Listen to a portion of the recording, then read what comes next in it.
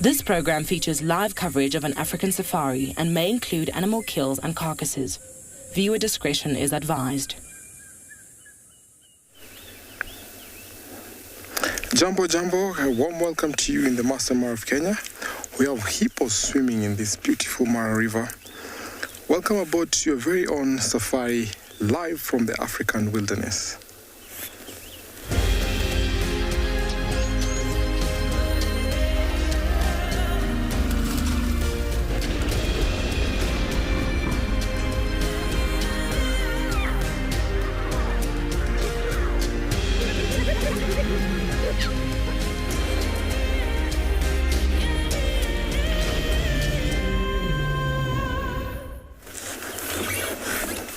Good afternoon, everyone, and welcome to the Masai Mara here. We have some hippos busy swimming.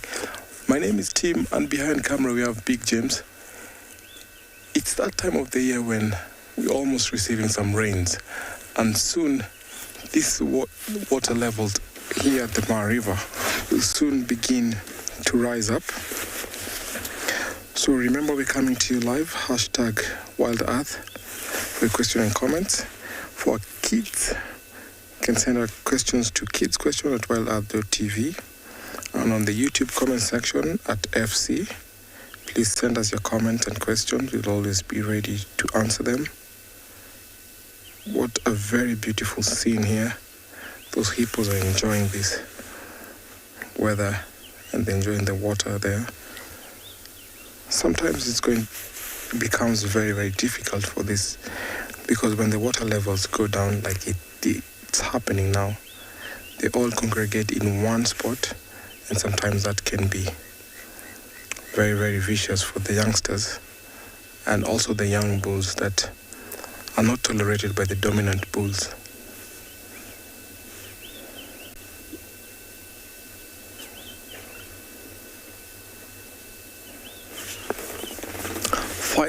Thank you for your question. What happens with hippo is that it's not really a coalition, so older bulls will not tolerate younger bulls. So you find one dominant bull will be amongst about 20 females. So until his time to be out of that particular pod or group of hippos is over, then there'll be a fight. So mostly the bulls don't form a coalition. We don't have a coalition amongst hippos. So the younger bulls that are within that raft or pod will always be submissive to the dominant bull.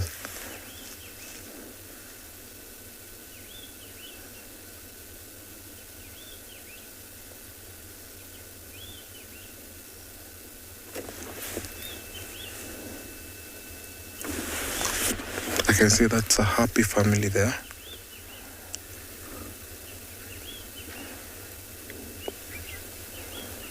So as you watch these hippos enjoying these waters, let me take you over to another live location.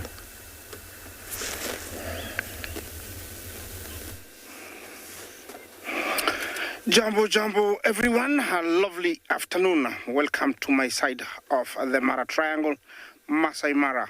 I have your first animal of the day. From my side, this is the topi. An antelope that's very fast, can outrun very many animals. My name is Isaac, and on camera is Bungei. Our mission this afternoon is try and find some cats, but we'll start with what we have found here. A beautiful, beautiful small herd of, they have lots and lots of young ones. Looks like this is a kindergarten or a babysitting club because there is a lot. The ratio of young to adults is almost the same. Looking at those guys here there on the frame, they're about 2 months. They still got their full colors, and they're still, they're gonna turn and get those blotches on their flanks and the front legs, and they're going to look like that. Mostly young ones are dropped in the months of September and October, and a few in November. So there are still those late ones that are going to be born this month. Topi is one of our large antelopes, can weigh up to around 200 kilos, and they roam the plains of Masai Mara and the Serengeti, so they do migrate.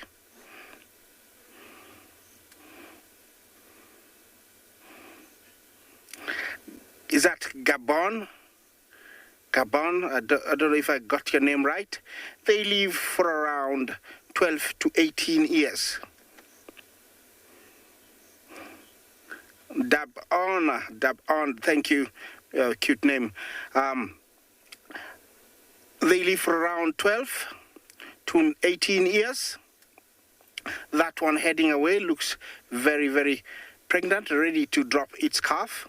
So they live a very long time. They do migrate to the Serengeti and back, but we have the resident ones. Of course, I'm not going to ignore the bachelor zebra at a distance there, happily grazing.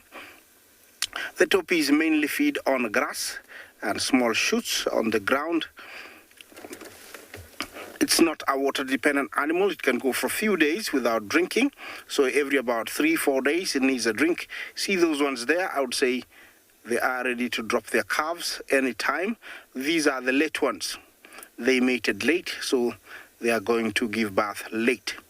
This is an animal I respect with speed and keen eyesight, rarely hunted by any predators. Yes, such a beautiful sight, but I have to take you to another live location.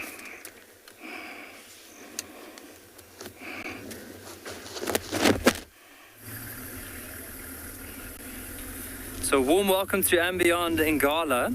I'm Nikki, I'm going to be your ranger for this afternoon, and on camera we have Owen. Now, just to give you a bit of an idea where we are driving at the moment, so we are on the northern side of that beautiful Timbavati River, so that's just off to our right.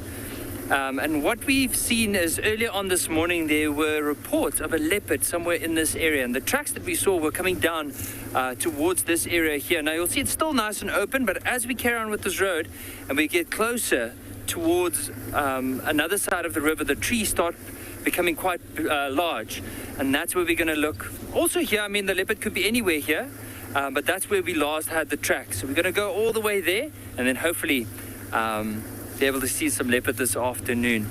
But of course, whatever we can find, also a nice bonus. Now, while we're driving, there's a few of these mud wallows that are around at the moment, so I just wanted to quickly stop here. There's also a very interesting frog species that we could see.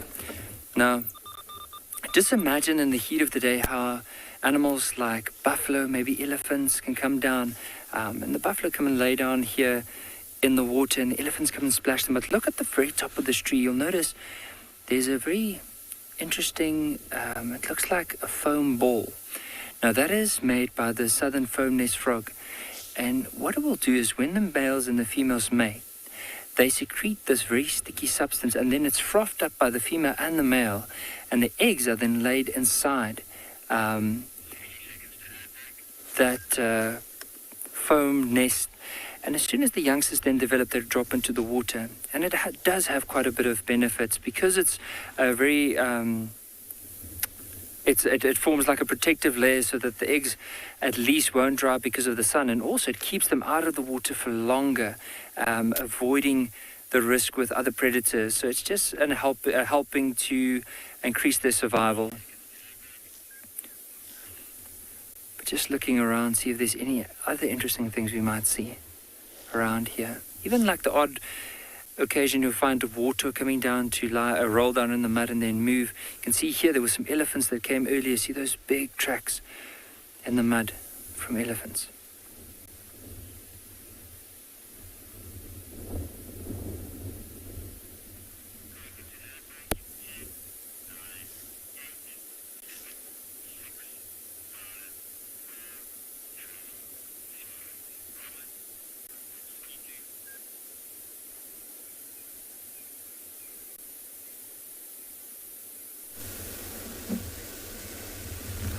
Welcome back to our beautiful Mara River.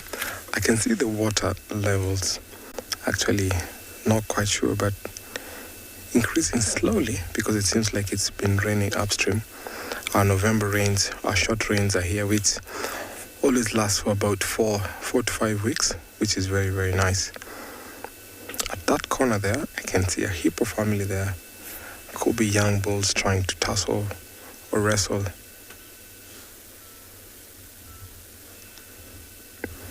Hippos always enjoy when the water levels get up high because sometimes hippos, because they defecate in water, the hippo poop or hippo dung sometimes can pile up to about 1/2 meter. Can you imagine that being piled up or covered in dung? So that can be a little bit gross for some people, but that also increases or brings nutrients to the aquatic life, especially the fish, the catfish that we have around here. So when it rains, that hippo dung is washed downstream. And you find sometimes, because of the fresh water, you find that they really love it. I'm sure everyone loves the rain, everyone loves when the water levels go up high, but not when it's too strong.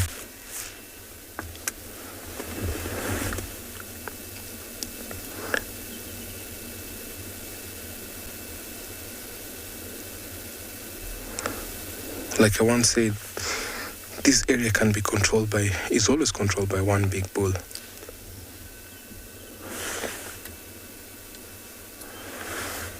Rosalind, thank you so much for your question. Hippos in size can weigh up to about 2 tons. And in height, they can be about to a meter or a meter and a quarter. So to the level of this jeep, a hippo can be to that level here and weigh about 2 tons. So you can imagine what you see. So that water level is over 1.5 meters. Sometimes you find hippos who just submerge and then come up for air. Very big animals.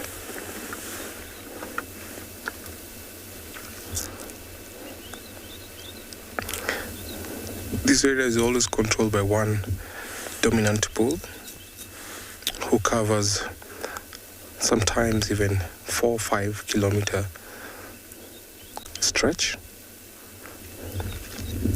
And you find most of the time he defecates or marks his territory. Females and youngsters don't mark their territory, or they don't what you call dung splatter. So they do not splatter the dung on the edges of this river or whenever they walk.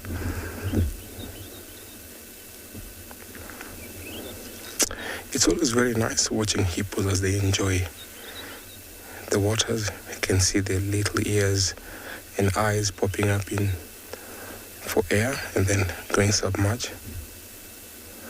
Very, very nice. What a nice place to sit and just watch these beautiful animals.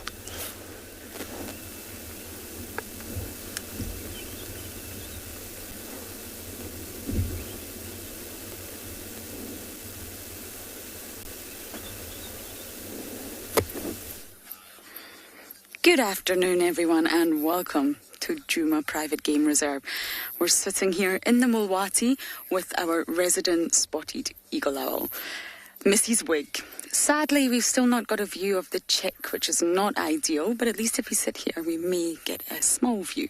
My name is Lauren, and I do have Niels on camera today, and we have a lot of relief here in the Lowveld. It's nowhere near as hot as it has been the past few days. It's cool, slightly overcast. There's a nice breeze, which is just delightful. Now we check on Mrs. Wig and Owl Olivia. Love that name every single day, but sadly today we've got absolutely no view of our Olivia, which is slightly frustrating because it's very hard to track the development.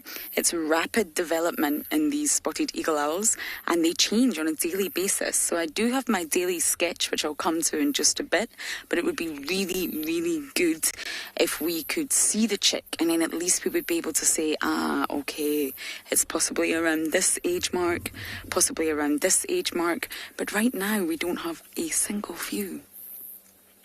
I don't actually even know where the chick is. Mum must be blocking it.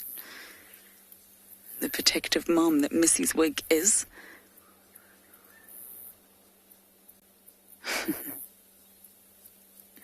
And normally around about day 10, she'll start to spend more time away. So I'm still trying to pinpoint exactly what day we're on. But I think we're approaching that point, if not slightly past it. And therefore, when we do come back and we do keep visiting Mrs. Wig, one day we're going to find the chick on its own. James got lucky with that a few days ago, but now we need to see what stage of development this eagle owl is at. It's so magical having this here.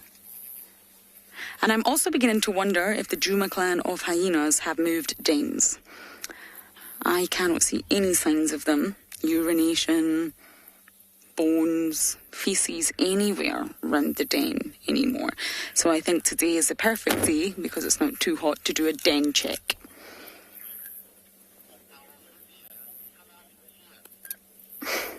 Elizabeth, you're saying, oh, Olivia, come out and see us. Yes, please. You have a name now. It's a beautiful name. Do you like it, Mrs. Wig? She's not sure. I don't know whether the chick's at the back or the rear end of her body. I really don't know. But sometimes, well, actually, every time patience pays off. So I think we will just sit here for a little bit. We're not disturbing her. And see if we can get any views. And of course, if we do get any views, you'll be right back with us.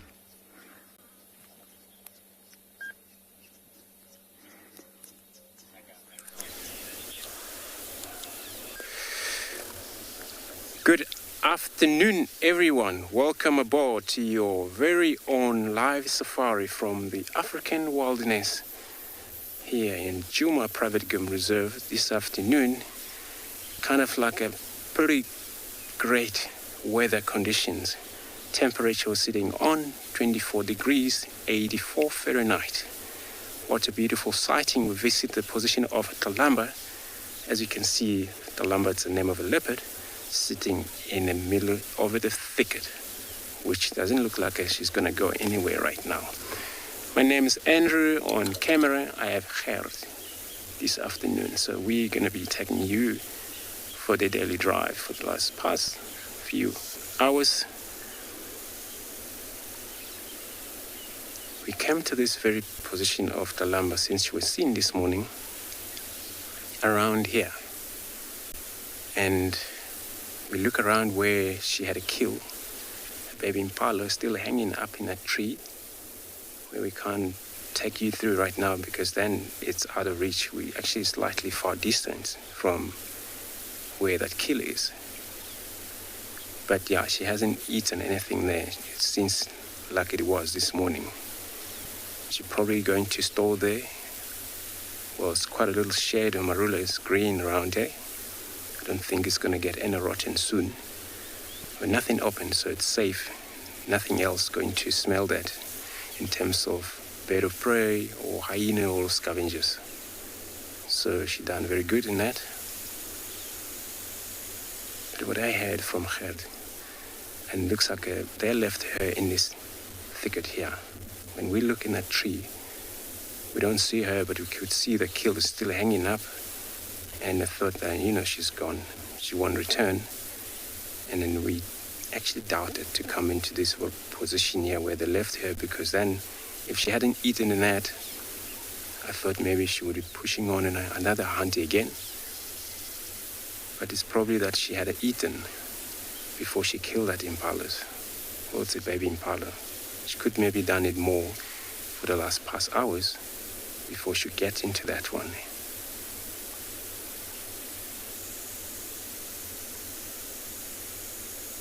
You can see a little foot movement, spot pattern.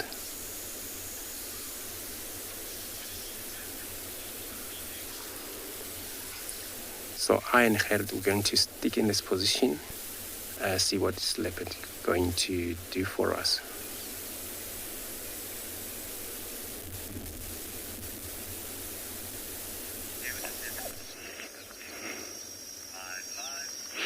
Good afternoon and welcome to Tswalo Kalahari. Bright blue skies with a temperature of about 30 today.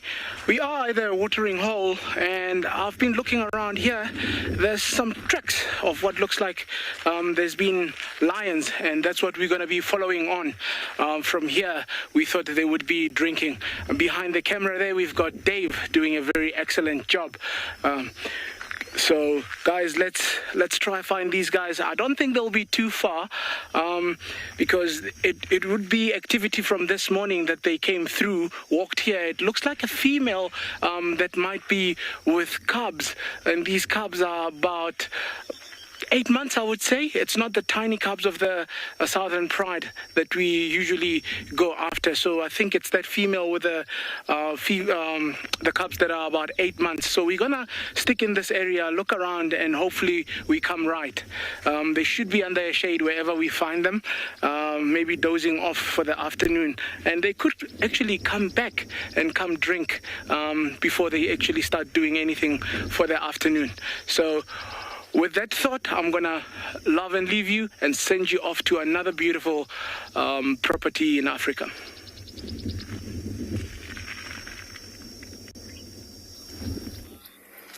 Still no views, I'm afraid. But I'm going to wait it out. And many of you know that I've been shown diagrams. So I'm going to show you day number 12 now. Now, excuse the drawings. They're, well, I'm not an artist for a reason, but we'll start at the top.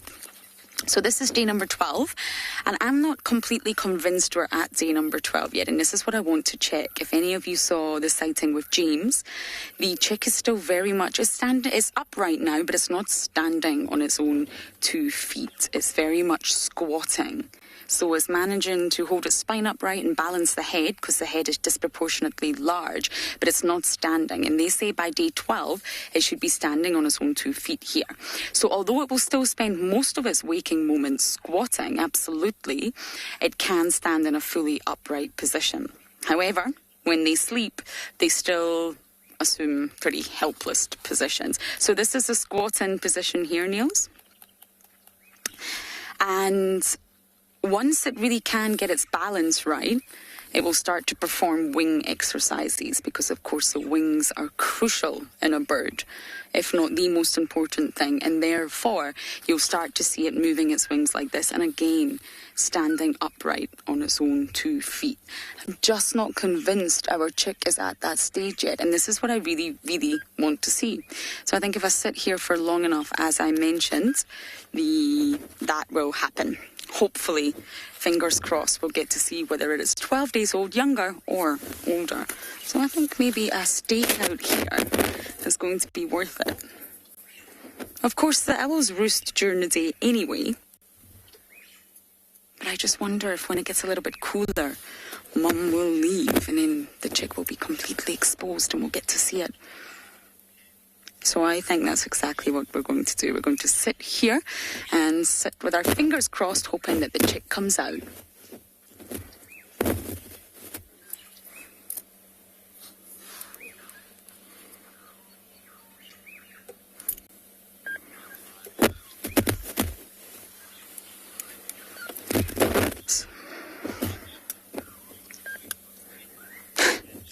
Angela, thank you. You're saying my drawings are great. They take me a very long time.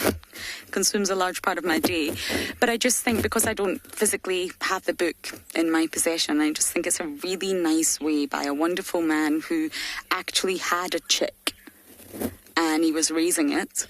It's quite an old book, and it's just he drawed them in great detail each day, and I think it's really lovely because what we use normally is a bird app, and it's not always 100% accurate in great detail, whereas I think this is really, really detailed. I think it's necessary, so thank you, Angela. Now, it says the facial mask is beginning to gain definition. If we just look at Mum, they've got a very, very special sort of disc on her face, the arrangement of the feathers. And this is what they mean by the facial mask. And it should slowly, slowly start to appear on the chick.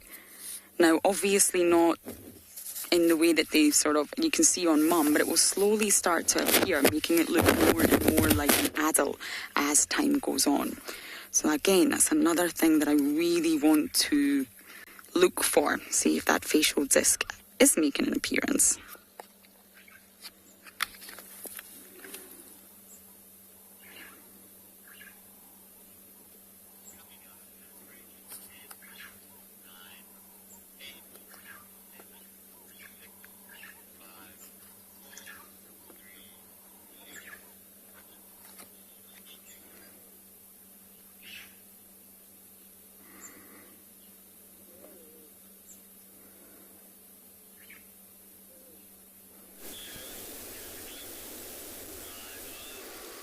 Good luck, Lauren, with the owl chick. Hopefully it happen that the chick will show up. Here we still sitting with this beautiful lamb, as you can see. All you see is just a little bit of a movement of her throat when she take a breath. It's kind of like a little pain happening in there. And of course, I'm not sure when she would decide to head into that position of the kill.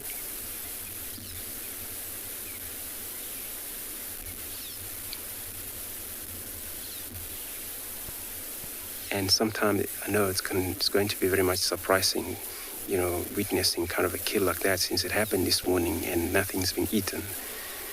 So most of the time it comes to a point where, especially leopards, they're very much solitary. They don't move in group, and they were able to store their food for such a long period of their time, where there's no such a competition going on. Of course, if it was a lion feeding on one of the, even a baby zebra or baby wildebeest, will be long gone by now, because everybody will trying to feed and get the amount of food. Where here now it's not such a competition, unless if another leopard arrive into this area. Of course, that is going to be a little bit of a growl between one another, since they won't cooperate, even a father or a mother anymore. She's independent, Kalamba, already.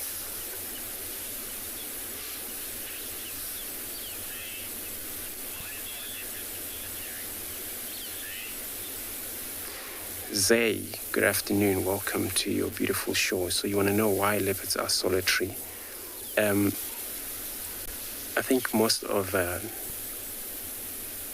leopards who started from the panther in the point of view, for them to able to be solitary is that they're built that way anyway. Those are, and the animal, they adapted to the situation of, for them being lonely is never change any situation on a difficult it is for them. So they still feel very comfortable. So they're actually far different to lions. Only that also they kind of cats. If you look at the lions from the pride, is that there's a big animal. For them to able to hunt is kind of very difficult. For leopards, difficult, but then anyway, they have a lot of chance since they are smaller and they prefer the woody area.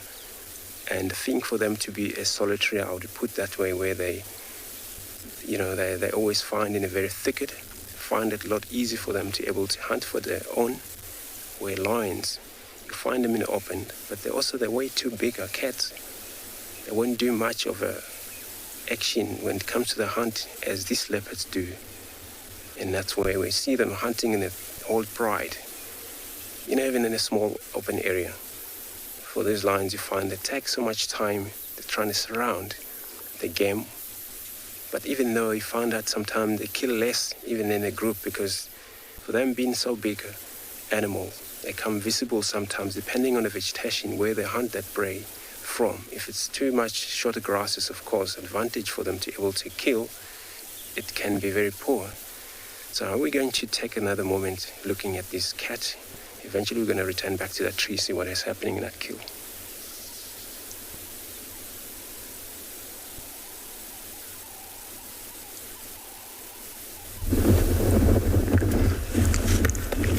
From the leopard to a giraffe, which we call them Giraffa camelopardalis. If you look at the prints there, they almost look like the leopard prints. Look at the pattern there. So pardalis, so the leopard is also called pardus, Panthera pardus. So Giraffa camelopardalis, they look like camels, but at the same time their prints almost like leopard prints. So here our giraffes are slowly enjoying this marshy area. After the rains, you'll find that most animals or most game get to split up, especially because there's fresh sprouts that pop up after the rains. All these animals get to enjoy, and giraffes have that advantage because they have that long neck, so their browsing line is higher and even better than other animals. Most of the water comes from them browsing and eating on these leaves because they supply them with enough water. So most of the time you find that giraffes will not be drinking.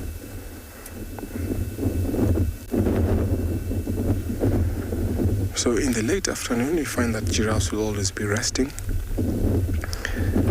They pick the very early hours of the morning to mid-morning to eat, and late afternoon where the temperatures is low and not as hot like right now.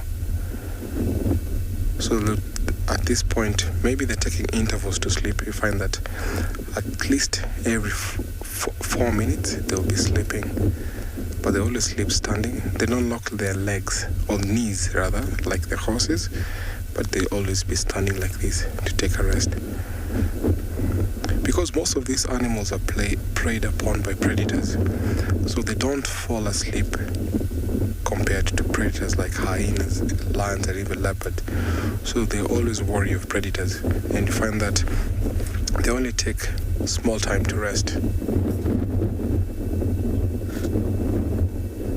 Devon, thank you for your question. Yes, sometimes you find giraffes eating on grass, but not always. I've seen once or twice, but they normally depend on browsing on leaves because they're browsers. But sometimes the fresh sprouts that pop up on the ground, they will always nibble on that.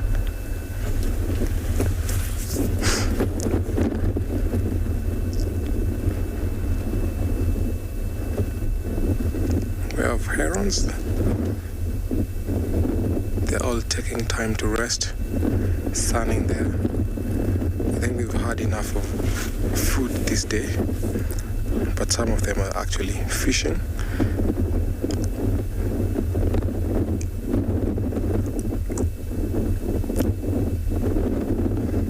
There's a yellow-billed stork over there. Seems like a nice spot to wait and see what these animals will do as I take you over to another live location.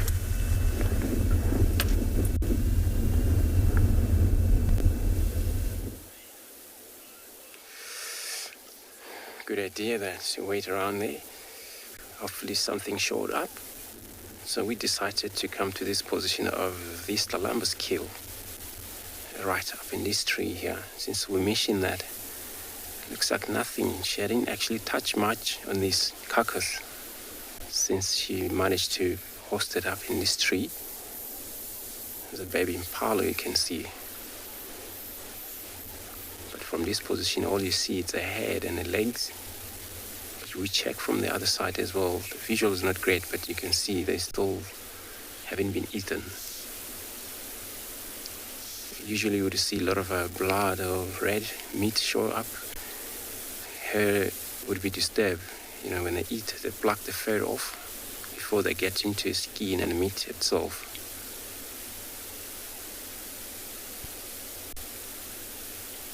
What a life of going, you know, it's always sad, especially for the sensitive viewers. You know, you're out there, but I'm so sorry about this. And this is what happened in nature. Cats have to survive, but feed on somebody who feed on grasses, and then as a carnivorous species, then it's for them to able to hunt on these animals. So life cycle sometimes can be very difficult in the wild.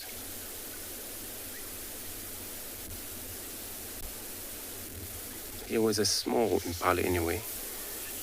And this time of year, this is where you see a lot of baby impala will be taken by a lot of predators because they weren't able to hunt as an adult do.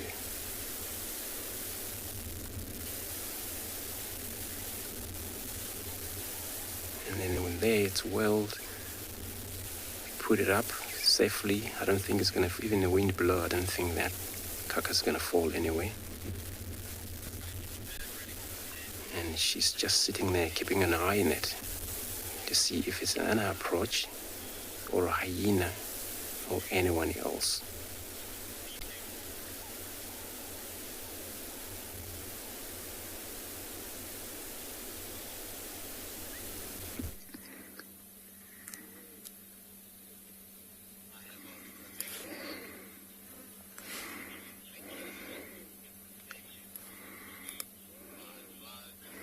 We can see about 1% of our Olivia. She's there. I think we might get lucky if we're patient enough today. And I was talking about the facial disc.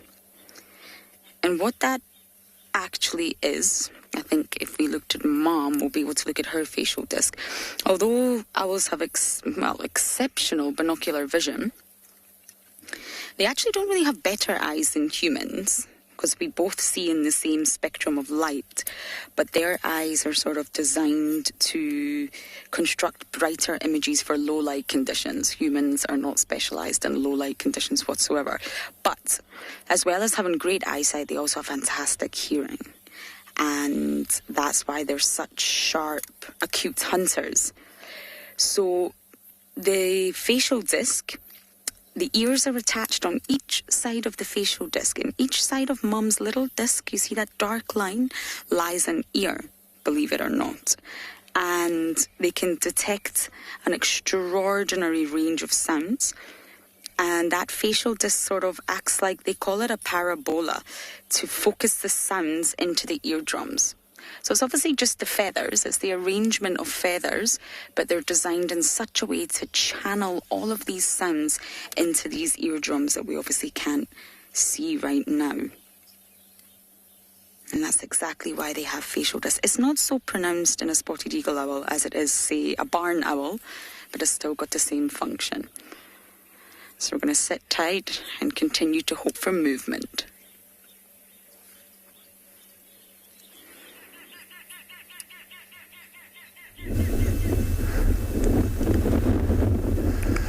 It's always nice watching owls. I remember when I was growing up, I used to be told that owls are bad omen, and still in the African community we find that owls are regarded as bad omen, but they play an important role in our environment. Back here in the Mara, we are still with our black-headed herons and our giraffes. You can see these herons are still sunning. I like the way the wind is blowing out on their feathers. Very, very nice.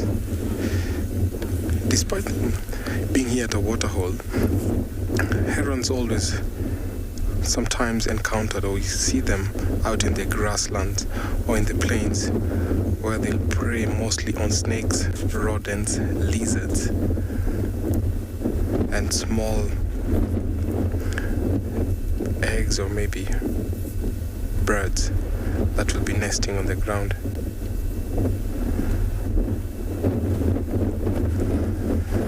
Just before the rains, these small pools will be drying off, and because they have aquatic life there, we have frogs, we have tadpoles, and we have other fishes like the catfish. So when these water levels are low like this, we find that during the hot temperatures of the day, most fish or aquatic life will always want to be in a shaded place. And because it's too open, you find that these herons are specialized in a hunting technique which we call umbrella. So they'll walk into the middle of the ponds and spread their wings to form shade, and so the aquatic life will come for shade, and that's easy for them to hunt. You can see they're very patient birds. Our giraffes are still ruminating, they're still facing that direction, and the reason being the wind is blowing on a different direction, so they always want to be out of the wind. Most animals especially.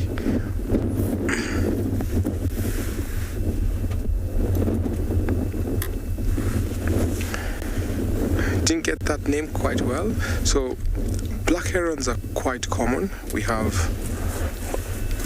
a big population of black-headed herons here. So they're evenly distributed here in Kenya and in the Mara and across Kenya. So this is not a rare bird to see. They're very common birds to see here.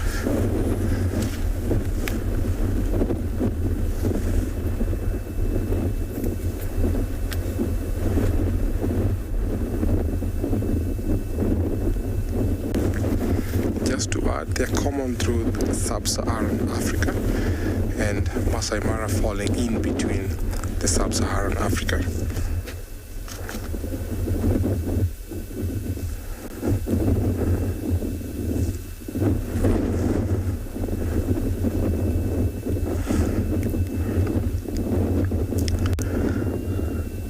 I'm still going to sit here and watch these three species as I take you over to another live location.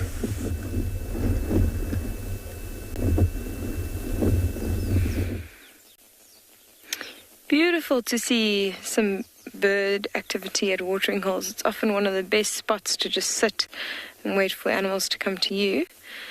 As you can see, we've found some impala here at Anbionpinda Private Game Reserve. My name is Kim, and behind the camera we have Craig, and we will be with you this morning. Now, I don't know if you can see the general weather around us. It is pretty cold, and it's starting to rain a little bit, so we're going to try and stick out this weather. And my goal today is actually to try and find an impala lamb. I have been looking for these impala lambs, as we've discussed earlier this morning. You know, we had our first one born on the reserve. Well, the first one that was seen on the reserve was about the 2nd of November, and a lot of the guides have since seen him, and I'm feeling very left out. So I'm looking for impala herds with some impala lambs. It would be lovely for us to share, you know, the brand new lambs of the season. So that's what I'm going to be hoping to try and find this today. And also just looking for signs of anything else that we come across along the way. We're just hoping that the weather holds out and that we can stay with you guys as long as possible this afternoon. It is a nice break because it has been incredibly hot. So I will take a cold, rainy day any day over one of those intense heat waves like we had the other afternoon. You can see there's impala actually walking off to the right. What's been quite interesting, we've come across a few herds of animals where there's been a collection of them. Like just before we were able to join with you guys, we actually saw some kudu that were off to the right.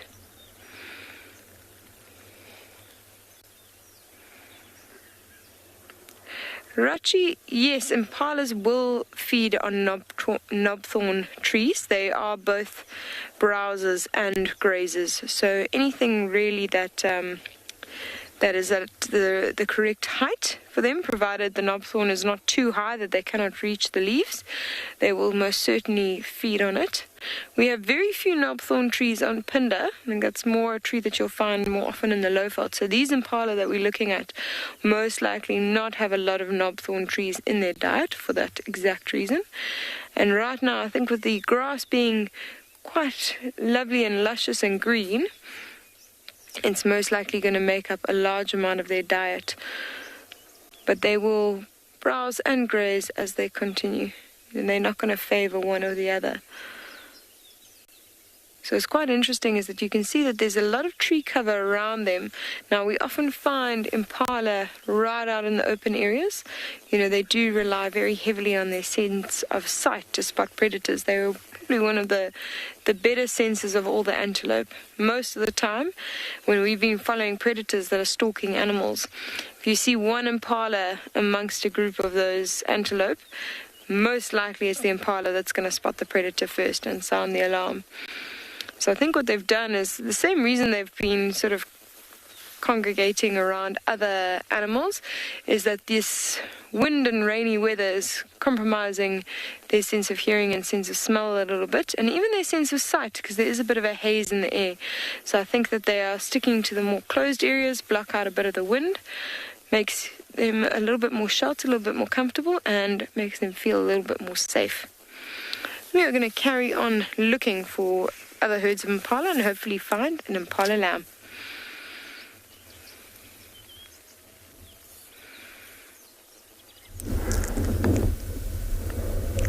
So welcome back to the Mara. We're still at our watering hole. You can see at least we have 4 species of birds. We have the African jacana, we have the yellow-billed stork, we have the black-headed heron, and we have the Egyptian goose, which is very, very nice to find different kind of species in such a nice place.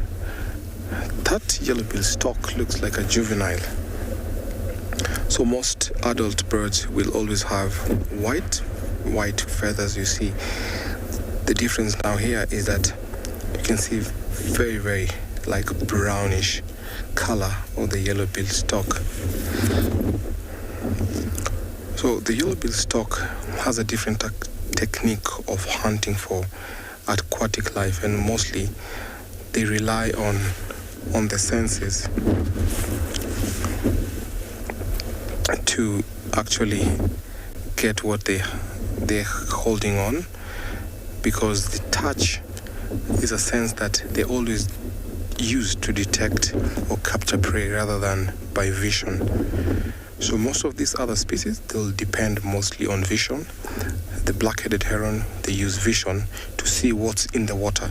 So the yellow-billed stork will always submerge their bills in the water, and by scooping or walking around, anything that is touched by the bill, they just grab it. So they have a snapshot technique where anything that is touched by the bill is always grabbed. They feed patiently, walking through the water with their partially open bills, so that the contact of the bill with sometimes when they get prey, they will just rapidly snap the bill. What a nice place to find all these birds. Interesting place to be.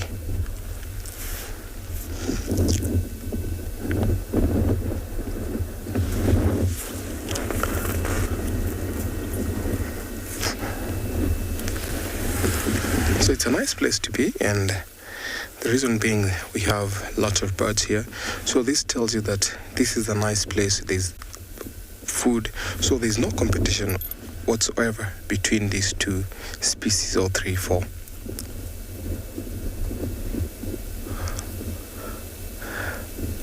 That is very interesting. That's a new species, mark it on your list. I'm very delighted to show you that very nice bird. So the yellow-billed stork also resembles the American woodstock, which if you maybe check on the bird list of America, they look very much like the American woodstock.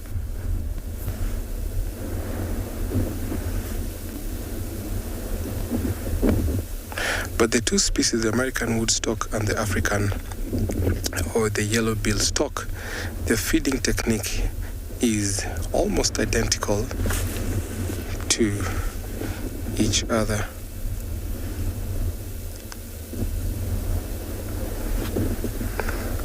And the other thing about the yellow-billed stork is that when they're feeding or looking for food, they always have that foot stirring technique. And that sound when they stir their feet is that what they use to detect or get prey, which we call it the herding mechanism.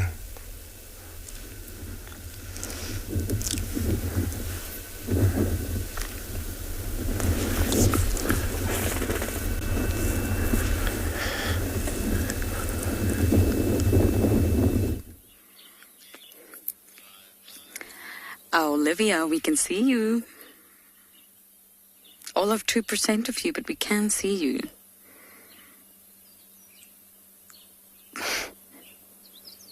Not enough to determine the stage of development, though, sadly. Feathers is a key factor in sort of the developmental process, looking at what feathers are developing. Birds obviously have feathers, we all know that, but not all feathers are the same, and not all feathers have evolved for flight, believe it or not. So yes, you do have the flight feathers, but you also have feathers that are there for insulation and to keep the bird warm and to allow air to pass through. So they're not all the same, and the stages that they come through in a little chick is probably the best factor, actually, to determine development. Now you have contour feathers that actually help contour the entire anatomy of the bird, assist in lots of different factors, including flight. You have tail feathers that are normally very, very rigid and structured. A lot of birds have specialized adaptations, like woodpeckers. They have very, very unique tails that actually allow them to balance when they're sort of hanging on trees and, well, punching their beak into the bark. They need to be able to balance in order to do that. So you have those type of feathers as well. And then you have your primary feathers. They're also very rigid, very structured for flight. And if you look at an owl, in general, owls, they're actually sort of at the very, very edge of their wings, their feathers are frayed. It almost looks quite messy. There's gaps in between them. And this is one of the reasons, one of two reasons why owls are masters of silent flight. They are really, really silent in flight. You'll never hear them. And having frayed feathers at the sort of leading edge of the wing, that's one of the reasons. And it basically it splits up air. So the air is not hitting against a hard surface. It sort of splits up the air, which allows them to go through the feathers, and therefore it will make it more silent. The second reason an owl is a master of flight is basically they have really, really large wings, especially compared to their body size. And this gives them sort of what they call low wing loading, and it just means that they can fly without having to flap so much because their wings are so large. It gives them lots of momentum, and they don't need to... We can see you! And they don't need to continuously flap, which of course will be far noisier. They can do a lot of gliding.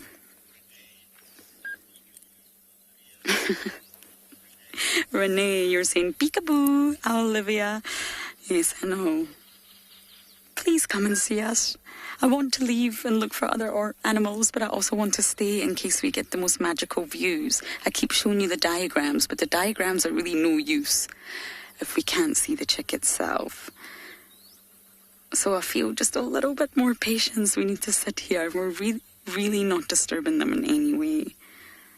Peekaboo.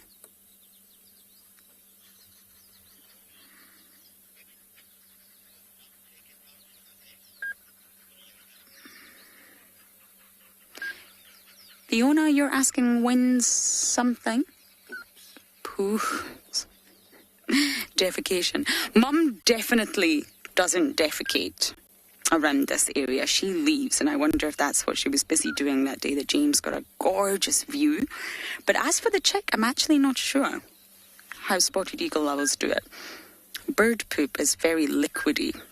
It's not like mammal poop, shall we say.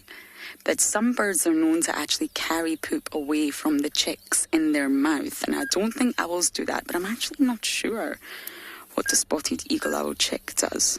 That's a very good question. I am going to find the answer for you. They can't sit in their own sort of feces or their own liquid poo. No organism can. I'm actually not sure. They've got to keep it clean for hygiene reasons. I'm guessing Mum cleans it up somehow, but I'm not entirely sure how. So we've sat here this long. I think we're going to give it just a little bit longer in hope that we get a view.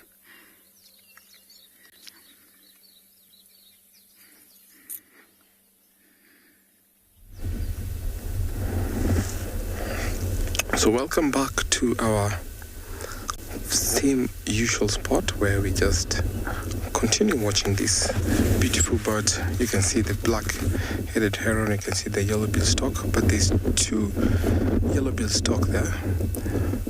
Very, very nice position, so we can be able to tell between the adult and the juvenile. See, the juvenile is the one on the opposite direction, and the adult has all white. So in time before they become adult, they still have that plumage, and that's the reason why we call them juvenile, because they've not yet acquired the full color plumage. And as I was talking earlier, these two species have different type of feeding behavior. Sometimes the yellow-billed stork can actually scavenge. And when we talk about scavenging, it's not like the usual where they find a carcass and just scavenge on that. Because sometimes when they are roosting or sitting in such a common place like this, you find cormorants sometimes will regurgitate fish. And when that is regurgitated, this yellow-billed stork will end up eating that. They normally depend on the waters, but the black-headed heron sometimes will find them in the open grassland. But it seems like a nice place where there's plenty of food, plenty of fish, and other aquatic life where these two species will not have competition over.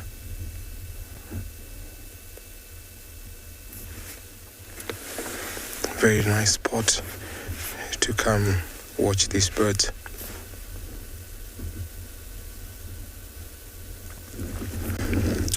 Our giraffes are still resting.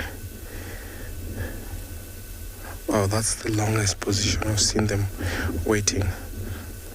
Very, very nice to see all this in harmony, in very peaceful position as they rest.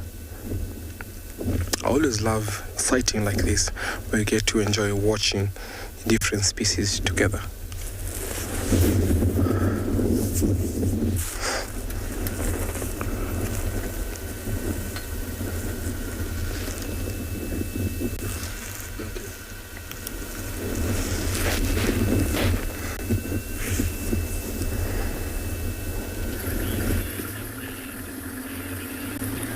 So we haven't seen any leopards yet, or any of the other bigger predators, but there are some tracks of quite a few hyenas on the road. The tracks are coming from this side, straight towards where we are now. So it might be that these hyenas could have just used the road to get back to the den, or maybe there could be some wild dogs in the area. Often if there's a lot of hyena tracks, maybe there's a chance they are following the wild dogs. So what I think we'll do is spend some good quality time in this area and hopefully see if there's any other signs that could lead us to possibly wild dogs. So that's what I'm hoping for. There's no guarantee. The one track definitely looked like a wild dog track, but it could have been, just because of the soft sand, could be the back track of an hyena, because their back feet are always a bit smaller than their front feet, because most of the weight is more towards the front than towards the back. So I just want to carefully check up. There's some sandy areas here just to have another look at the tracks. But if there are any wild dogs around, how amazing would that be? So let's give it a good look. I just want to have another look at these tracks.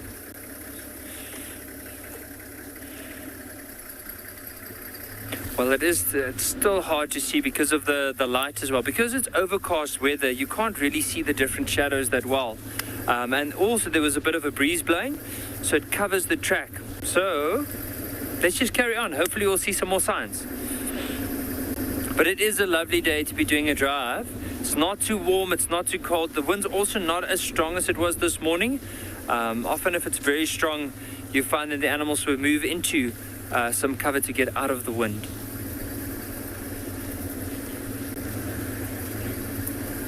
But we'll go up on this road, and there's another one that goes past these open areas, and we'll go have a look.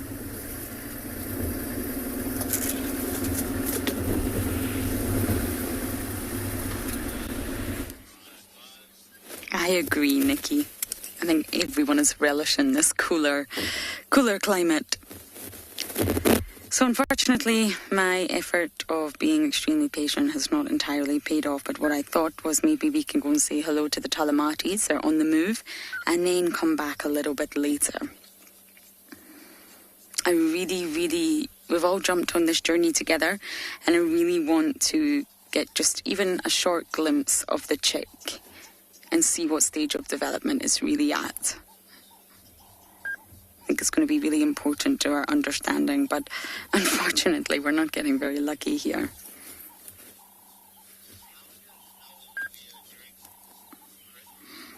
Chris, you're asking, how does Olivia drink? She gets everything from Mother at the moment. Mother provides everything, and she doesn't leave, she doesn't move, she can't fly. I don't believe at this stage she can properly stand. Although, that's exactly what I want to see. So really, she's relying on Mum for everything. Foods, hydration, all requirements that she has is coming from Mum at the moment, who is really doing such a good job of looking after this little chick. Very protective. And again, it says around 10 days, as I've already mentioned, Mum starts to leave to help the male with hunting. Because at the minute, the male's doing all the hunting and bringing it back to the nest, which most likely happens at nighttime. They're nocturnal. So during the day, I imagine he's somewhere nearby roosting. I've not spotted him yet, but I imagine he won't be too far. So normally after daytime she will leave to go and help him with hunting, but she'll remain near the nest during the day for defence.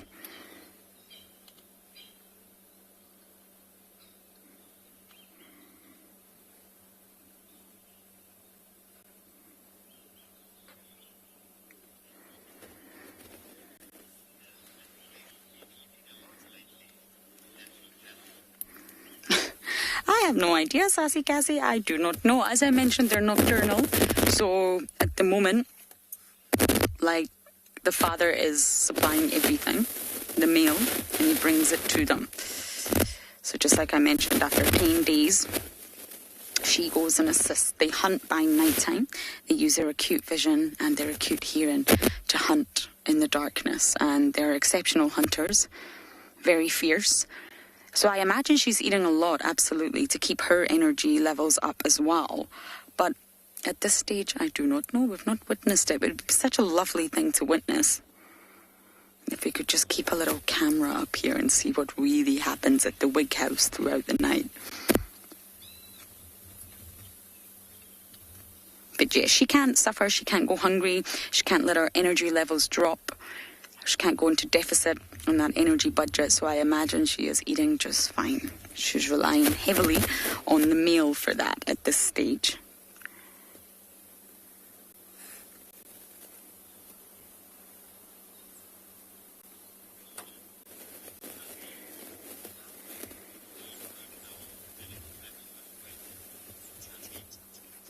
Pandy, you're asking how big is an owl?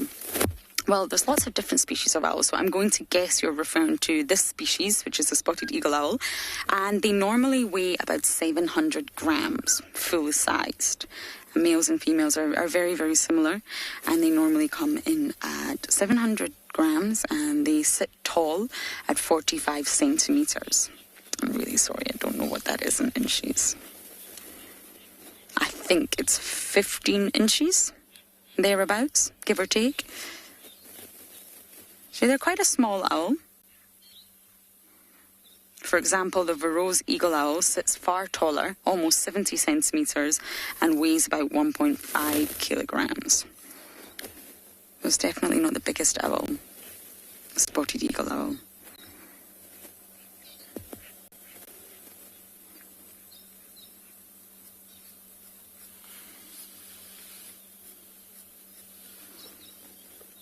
It's just so peaceful down here. When I see them sleeping, it almost makes me want to fall asleep.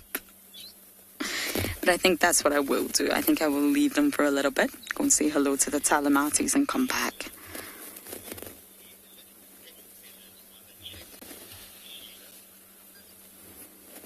Sheila, you're saying you can see the little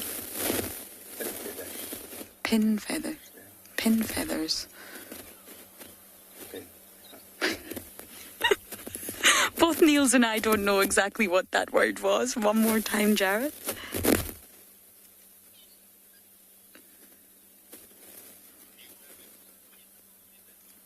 Pin feathers. I've actually never heard of that before. Pin feathers. But yes, you can see the down, and normally the sort of other feathers, such as the different types of coverts. You get primary, you get secondary. Wing feathers is actually very, very complicated. But I've actually never heard of pin feathers before. You get the marginal coverts on the top of the wing, then you get the primary coverts, then underneath that you get the primary feathers, then you get the secondary feathers, and you get the secondary coverts. Now that's on the wing. Now on the body, you normally get sort of what we would call down feathers, but there's different types of down feathers for different purposes.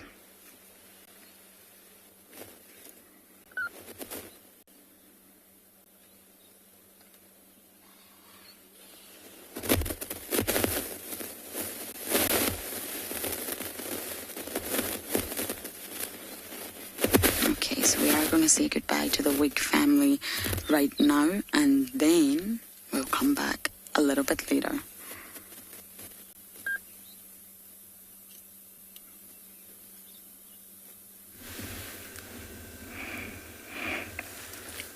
Well, good luck, Lauren, with your Olivia. I hope you can spot her. Well, I'm here at the marsh, and as usual, the inhabitants of this beautiful patch are always present. They never disappoint. I have two big elephants and buffalo at a distance, but let's start with the elephants. So these look like two massive bulls. Recently, we've had an influx of big bulls coming around. I think females have been sending messages that they are coming into season, and that's why we have all these bulls coming by. Most of them are in are in must, and they're looking for female in estrus. Some of these bulls can travel all the way to Serengeti, some of them to Loiter, some of them northern Mara, and they can cover a distance of even up to 200 kilometers from here. It is the biggest animal we have around, always and constantly feeding, enjoying all the grazing that is available here. Plenty of soft grass, and this is a good place to get that. That is the view we have here. And we have a fire. Yes, we do have a fire over there. I cannot say exactly how it was started. It could be rangers, and so it's a controlled one. But all in all, the eyes of the management, I'm sure, are on it. And there's no need to panic. There's no need to ask me, a lot about it, but definitely I'm sure the management is handling it. They're usually on such things in full force. Sometimes we do get some sneaky honey harvesters from above the escarpment. There is the Maasai and the Kalenjin. They live up the escarpment, and sometimes they will sneak in And while harvesting honey, sometimes the bees overwhelm them and they run and leave the fire there that they had brought to smoke the bees. Not only that, sometimes they get detected, and while the rangers are pursuing them, they leave the fire and it starts, but there is no cause to panic. All is in control. Yes, I know that. I'm very confident. The rangers around here are already back there. Looks very rainy. As you can see, there is clouds everywhere. There is an open gap of slightly grayish clouds. That's the only spot that is open, but the rest is just towering cumulus clouds. These are all rain clouds. You can listen to the thunder.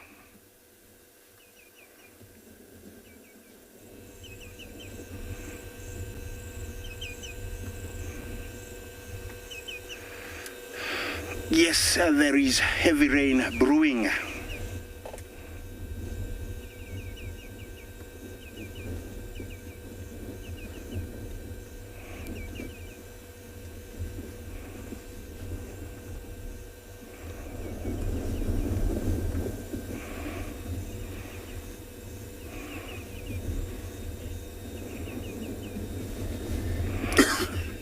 Okay, Smith. I hope I got your name right, Jumbo. How heavy do elephants get?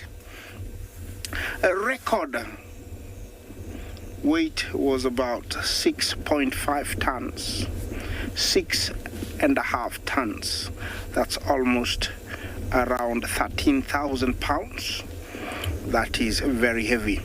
But I don't know if we still have that kind of gene that used to produce that heavy kind of bulls.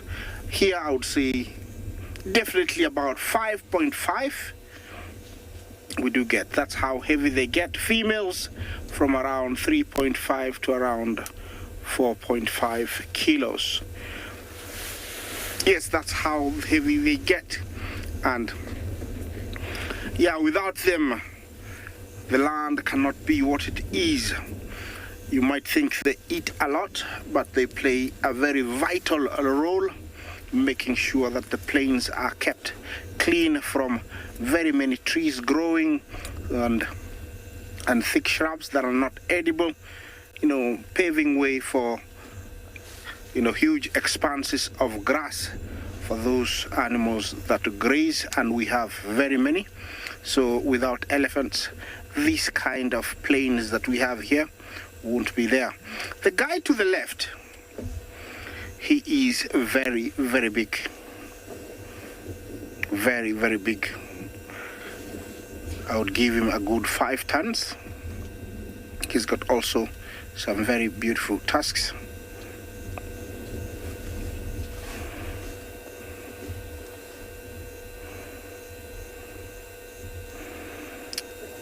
Leopard lover. What age do they become bulls? Well,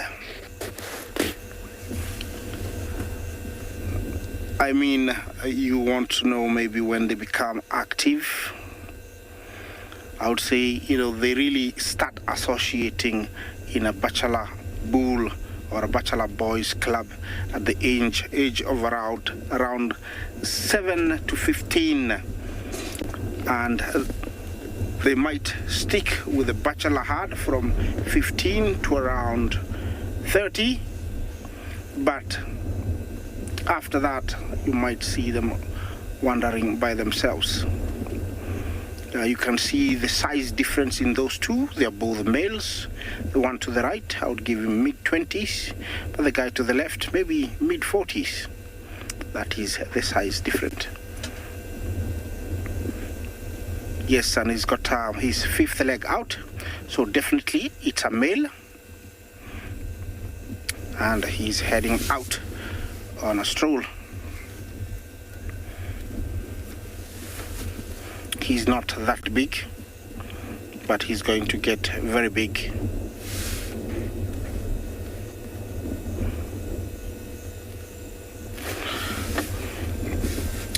Sarita, sorry, could you repeat that question? Do females get more than... I didn't get that one. Please repeat.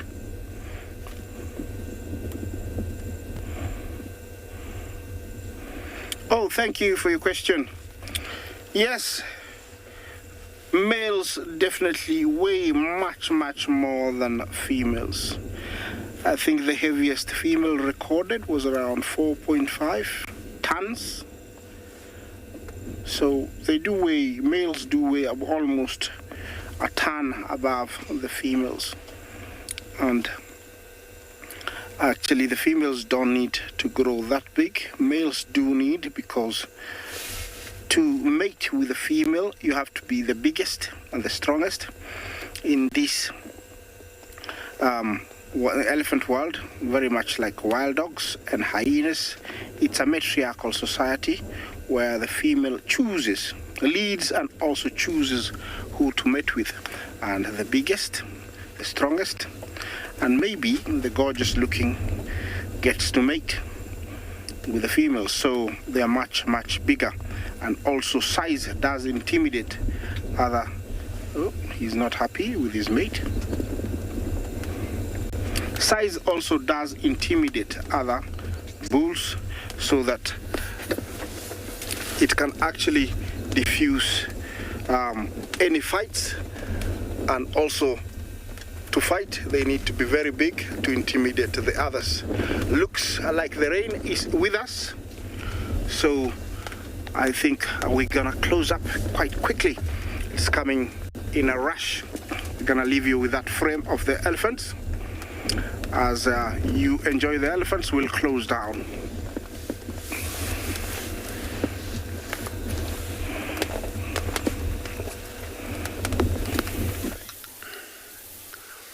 Sorry, Isaac, about that. So we left the lumber in a thicket with her kill still right up in that marula tree. We came into this position of the Talamati pride of lions.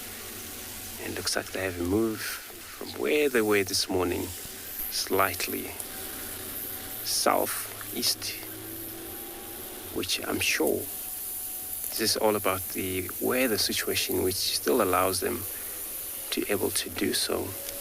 It's not cold, it's not hot, good condition for them. As you can see, some of them still up. Probably they're going to move while we're here, I'm sure. All of this is yawning. It's a sound of that, or sign of that they're going to move soon.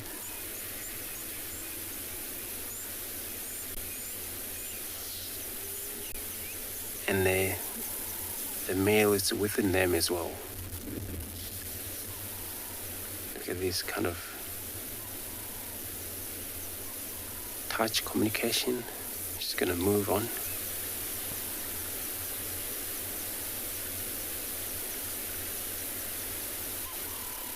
Buffalo, they were in Gurry Dam this morning, so, and nobody find them, nobody know where they went from there. And this animal, when it comes to hunt, smell, hearing, sight works better.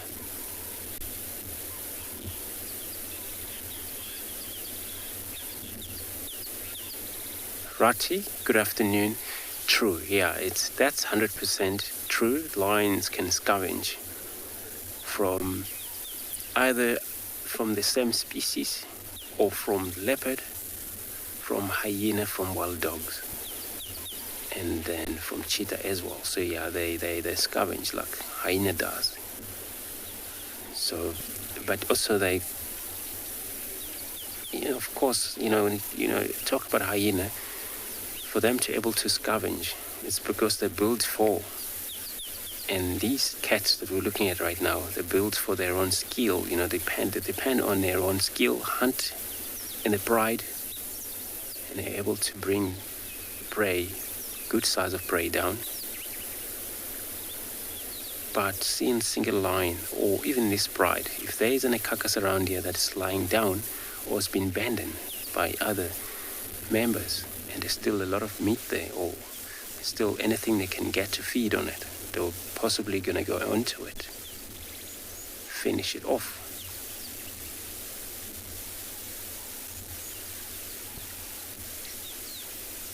They're scavenging not only lions, not only hyena, wild dogs, they can do it as well.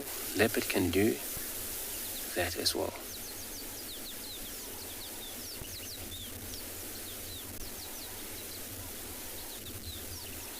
So beautiful of them, all just in these tall grasses in one of these mounds, well camouflaged.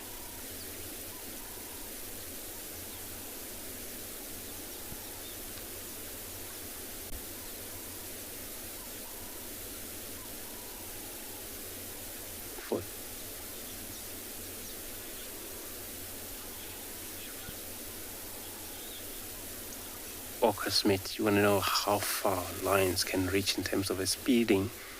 8 kilometers an hour, but for short distance when they have to. So that's actually very much top speed, but I don't have to keep in that speed for such a long. It's speed only attacking it when whatever they're chasing after, it's so close to them and they're about to get rid of it. But, just running normally, it's anything from 35, 40 kilometers an hour. This is just a normal running. But get away from danger immediately, or immediately getting rid of whatever they're chasing on, they can keep it on that speed.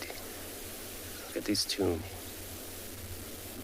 Looks like these are the ones that are going to show us where they're going to go, all of them. Now it looks like everyone's going to be on move, I think.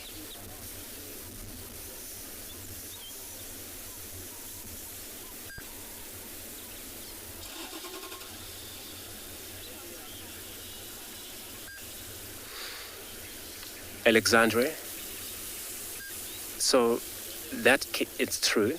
Well, hyena, they're actually better hunter compared to lion, where they success rate of hunting hyena, it rates up to 75%. And you think of this pride or lions individual, you wouldn't think that hyena could actually beat lions in terms of hunting, since we thought that only scavenge, they don't hunt. But it's only picked up that also they can hunt better, maybe, or closer to the lion.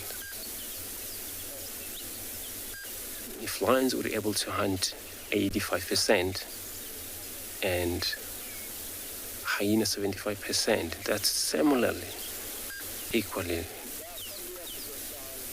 But chances of hyena getting to kill something, they need a lot of chance. They hunt in such a packs, and of course they work as a team. When they corner something, they're definitely going to kill it. And the way they kill it is different to lions or leopard. Mainly when they're all just going to surround in it for a prey species, and all just rip apart chunks. All of a sudden smells everywhere, they get split all over. Where lions, they tend to feed smoothly. And these are the animals also, they can look after their meal, which hyena, they don't really mind so much. When they get rid of the prey, they eat as much as they can, and they don't think about tomorrow. They don't spend much time in an area, unless if there's maybe a big prey species like an elephant, and they'll spend a lot of time in there feeding, but moving out, moving in, all take turns. But where lions, they will spend time in it.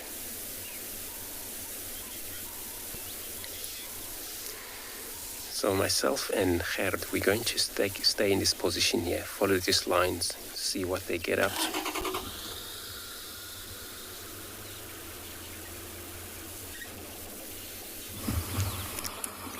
You are all invited to a pool party. Chit for Dam is busy.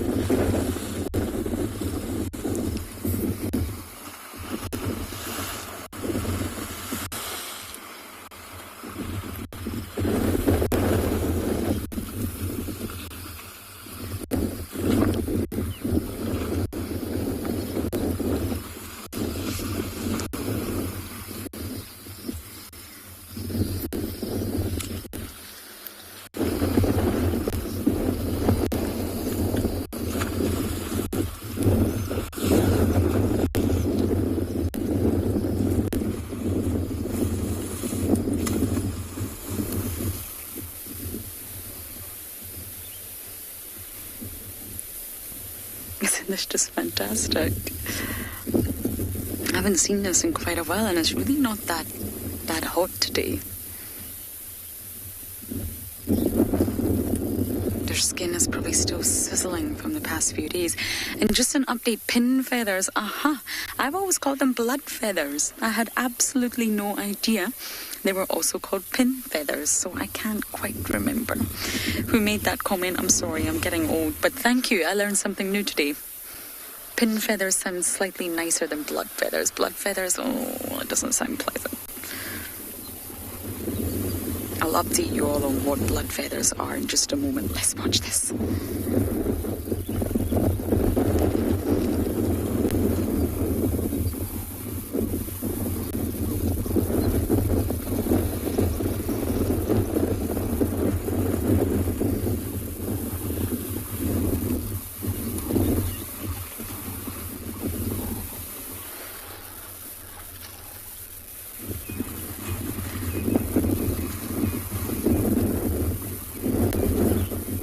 Alexandria. I've never seen it, never witnessed it. The hippos can normally get very annoyed, especially in much smaller water bodies. Chitwa Dam is huge, but in smaller bodies like Treehouse Dam, they get very annoyed when elephants come and they start to yawn, which is, they're not actually yawning, they're not actually tired. They're just opening their mouth, and it's a very territorial display. Hey, this is my body of water, get out. But I've actually never seen a fight or a collision between the huge grey beasts.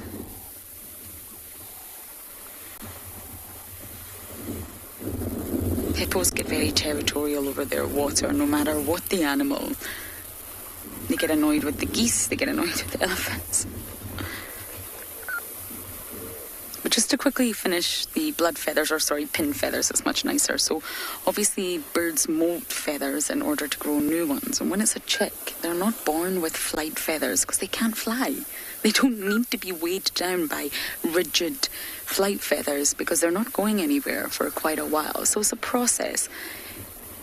You grow feathers, mold, more feathers, mold. It's quite a long process. And when new feathers are just coming through the skin, and they're really tightly bound in a sort of thin shaft of tissue.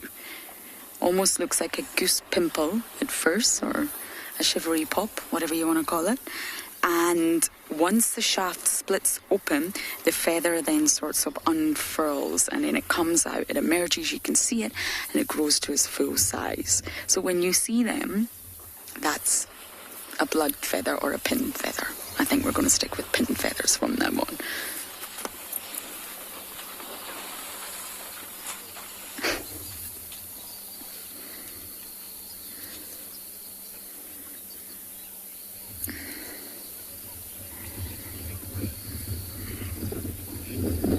Stuck in bed? No, I've never seen an elephant giving birth. A female, a cow, does give birth with the rest of the herd nearby, and normally they give her lots of space. They'll understand what's happening, they'll be able to sense it or smell it, taste the sort of pheromones that are being produced. They'll understand her body language, and they give her a little bit of space, but they're still nearby. And then normally once the calf is born and is on the ground, they'll slowly make their way towards it to greet the little one. But I've never seen it. On YouTube I have, but in real life I've never.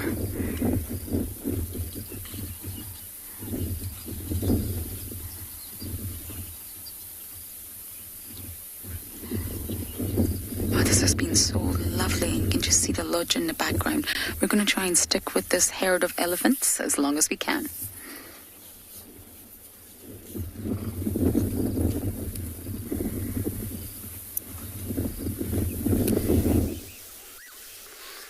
Good luck, Lauren. Beautiful of watching elephants, especially when they drink or swimming. Here we follow a pride of lions. Talamati, they came to this waterhole, and it looks like they're going to go south as well from here. And then when it does that, this is very much the dam that close to Juma boundary, and we We're on the boundary of the northern sector, which is Bevershoek right now. And since they were probably behind the herd of buffalo last night, since the buffalo came in this direction, entered Joma last night. And they were probably going to follow behind this herd of buffaloes. Oh, what a jump is that. So good. Looks like these water holes all the way around. But those can able to manage jumping out through that. They will do that. Some of them, they will have to walk all the way around. Those that don't want to jump.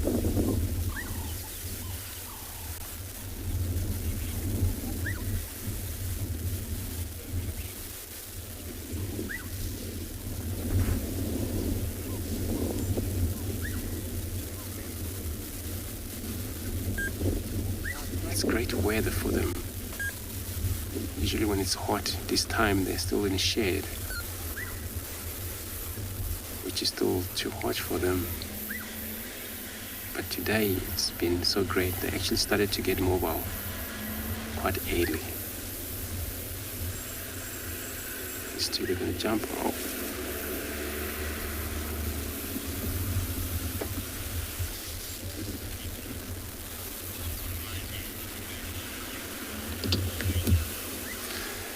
Sarita, you want to know why lioness is good at hunting. So, and most of the time, they're pushed by two facts that somehow they have to take care of their young one.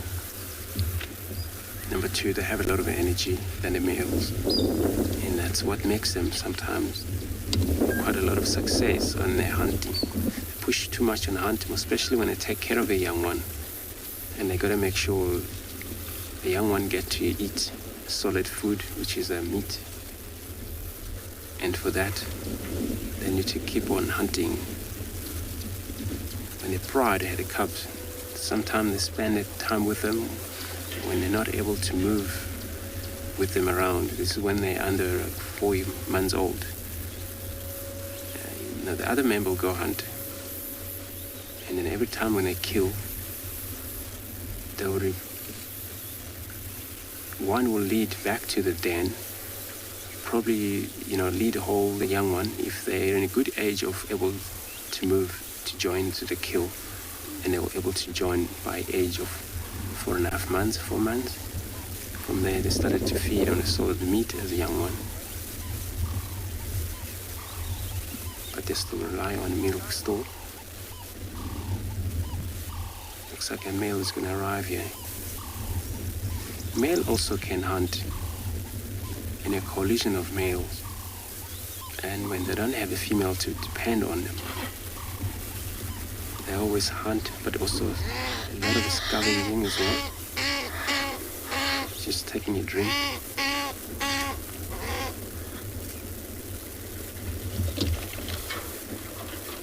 So he would just keep on following this bride. And I think he's been with them for quite some time, wherever they go. And the other member, the other brothers too, other one. Probably with maybe Uncle Huma pride, possibly, or even if they separate sometimes, each one walk on its own. And maintain the territory patrol. And the territory patrol works for both of them. And look at this female young one playing with dad.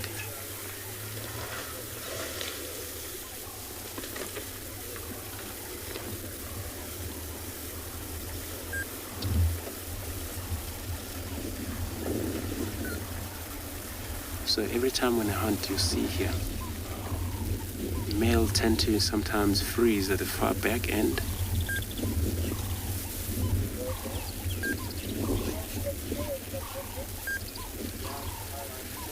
Michael, good afternoon. So you want to know when was last seen Talamati fight?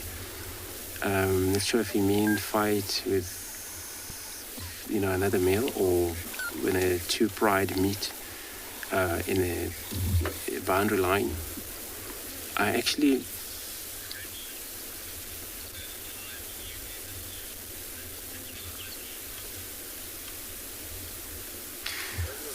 all right, so now I understand the question there. So the Talamati, there are lions from the Kruger National Park a long time ago, and that's where they named Talamati from there. And then I actually, my first time to meet this bride was 6 years and a half, if I understand correct.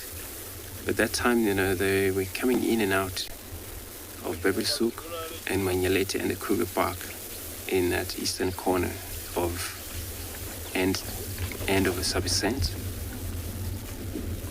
And then for that, we've been seeing them pushing in too much because of their territory come expand. When now the Ngoma, they don't actually spend much time up in the north anymore. And they more likely to be seen up in the west, south of the reserve. And then we've been seeing this bride successful in terms of breeding. I understand that sometimes can be very difficult. They first dominated by the Birmingham males, and then which they moved to the south, northern Birmingham. So I'm gonna stay with this bride here. Probably gonna follow them, see what they're up to for us.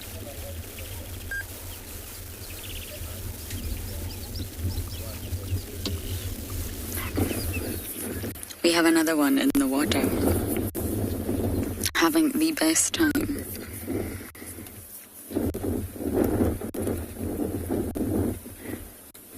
Imagine having a huge body size of an elephant, no sweat glands, no real way to sort of release heat, only through the flapping of your ears.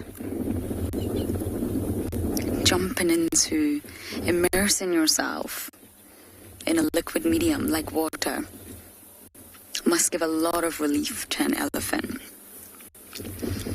They can really, elephants, other than flapping their ears, can really only release heat through evaporative cooling when they cover themselves in water or mud. And that's why they do it so much. I also think it's a whole lot of fun. I think they really do love it. This one, I think, is probably scratching his bottom on this sediment.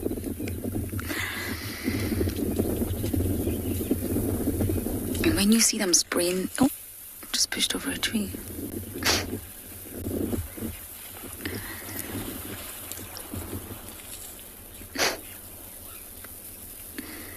That'll be that. So when you see them covering themselves in wet mud, not only does it feel good on the skin, it really is an effort to cool down. When you see them throwing themselves with dry mud or sand, that's normally an effort to protect their skin from UV rays. It's a form of sort of sun protection if you're an elephant. And it also gets rid of some relentless parasites. Elephants can get ticks. Not on all parts of their skin. Their skin is 4 centimeters thick, which is really difficult for a sort of tick to get into. But there's softer parts, like under their armpits, if you like, and their genitalia, and their ears. The skin is very soft there, and you will find elephants with ticks.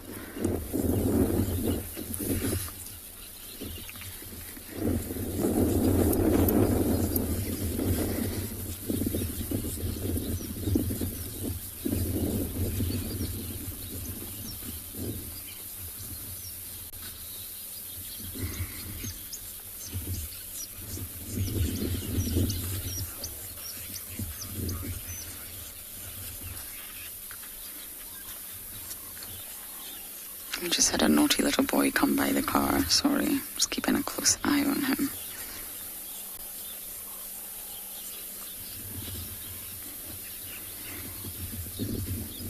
Regin, you're asking how old are they when they first start growing their tusks. They actually develop milk tusks first, just like humans have milk teeth or baby teeth, whatever you want to call them. And normally the real tusk, the adult tusk, will start appearing at around, give or take, 2 years old.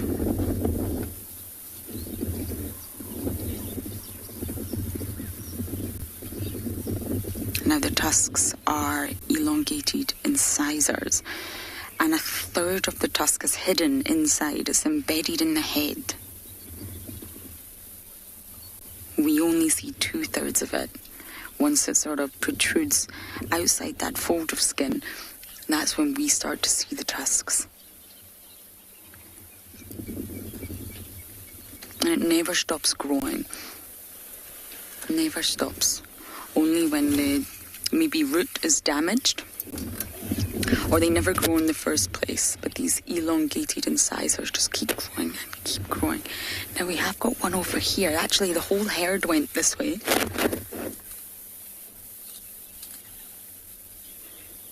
It's amazing how quickly you can lose a herd of elephants.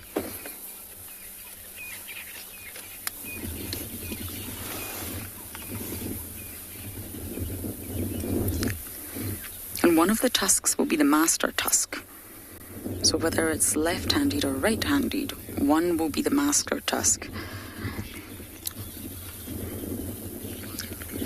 And the master tusk is always apparent to us. We can identify because it's normally the one that's worn down the most. It's the shorter tusk because it's been used the most. Fire or break? You're asking, will males mate when not in must? No, I don't believe they do. They may be a little bit naughty, and when they're younger, you will see males sort of playing with one another, and they may have a little sniff of the ladies. But really, must is a period of time, that temporary madness, where their hormones are ready. Testosterone pumping through their bodies.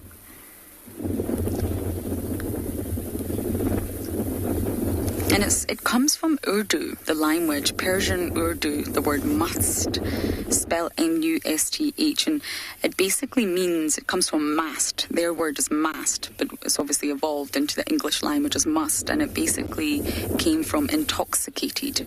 This temporary madness that the males display makes them look like they're intoxicated, they're going crazy, they're not behaving the way they normally should.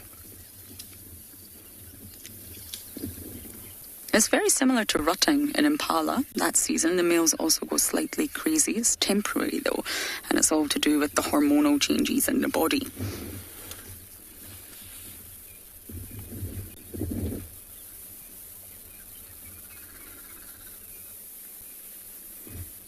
And of course, male elephant's genitalia is very unique, as the testicles are inside. You can use the word testconda for that. They're not external. They sit quite high up. If you ever look at a diagram of a sort of the anatomy of an elephant, they sit quite high up on the elephant's back. And it was Aristotle that first recognized this, believe it or not, in elephants, that their sort of abdominal position of the testes, that's where they were located.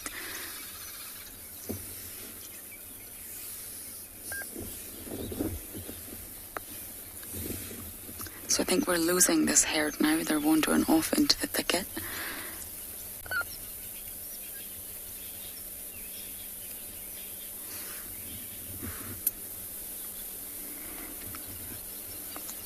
But I can see more Ellies at the other side of the dam swimming. So what we're going to do is drive around and watch them play.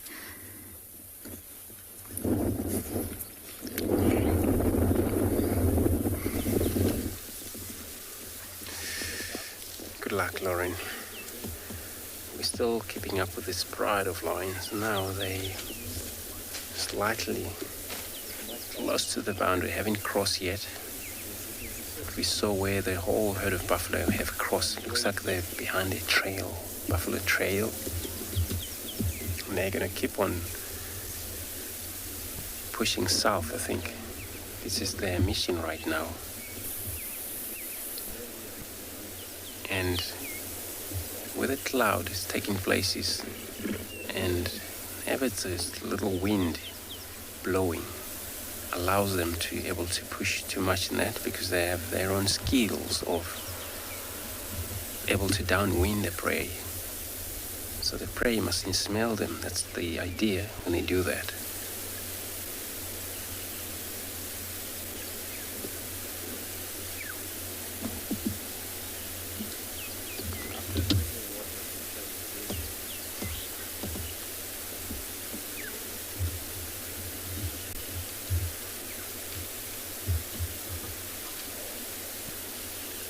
it's always privileged to have pride of lions in the area, but it's got to have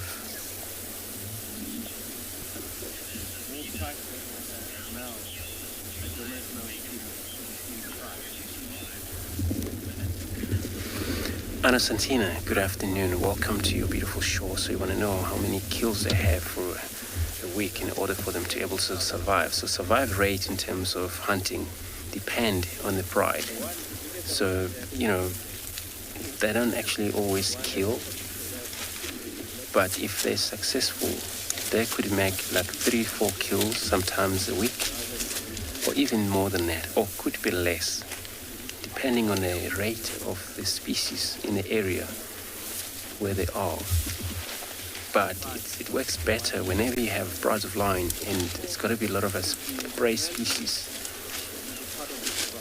available for them to be able to hunt. Where here we have a sort of difference. Antelopes, we have kudus, we have impalas, zebras, wildebeest, buffaloes. These are the pretty much size of this animal to be able to prey on them. So yeah, roughly anything from 4 to 5. But in lion pride skills, it comes from the genetic. So they learned from their parents since young. They grow up with it, and they keep up with the new generation that was born, able to teach them the same way of hunting. Remind me of an older pride we used to have. It was a Squitana pride. Squitana, I don't know if anyone knows, it's a long time pride. And then this was, I think, pride of 1999, back in the years where they used to capable of killing buffalo. They kill, with like 4 lionesses in the pride. And then the other day we witnessed like 3 different kill the same species was a buffalo. And then it was nothing so easy for them to be able to do that, but with this technique skill they got. And then when we arrived into that, we always see the vulture all hanging from the far side, some of them going down, but we didn't know why they do that. Immediately we went there, we saw another buffalo's down, and then we see all the evidence where they were trying to bring it down. So the second one and the third one. It's never easy for them to hunt buffalo, but since there's a lot of other small species, it makes them success rate for them killing rise.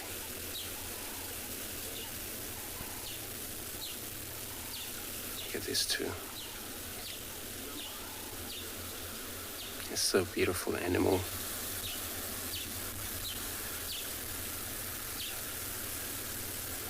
It's actually a young male on the other side.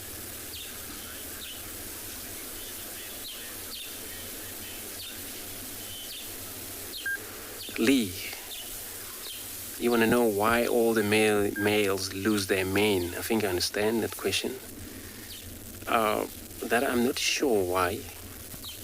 And then all I've seen, males develop their mane, and then every time they lose their mane, this is when maybe there is mange, which is the disease, which that could sometimes affect not only males, but all animals, individual.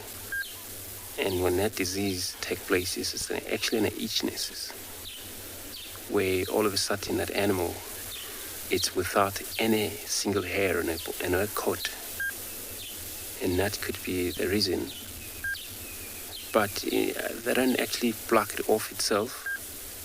Could be during a fight, but that also won't take all manes out of that animal.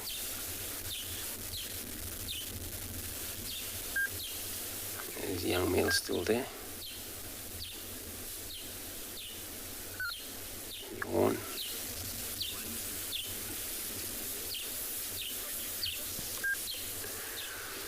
So I'm going to keep following this pride here, but I'm going to find out who else interested in terms of a lineup. If no one coming in, we're going to keep on following them.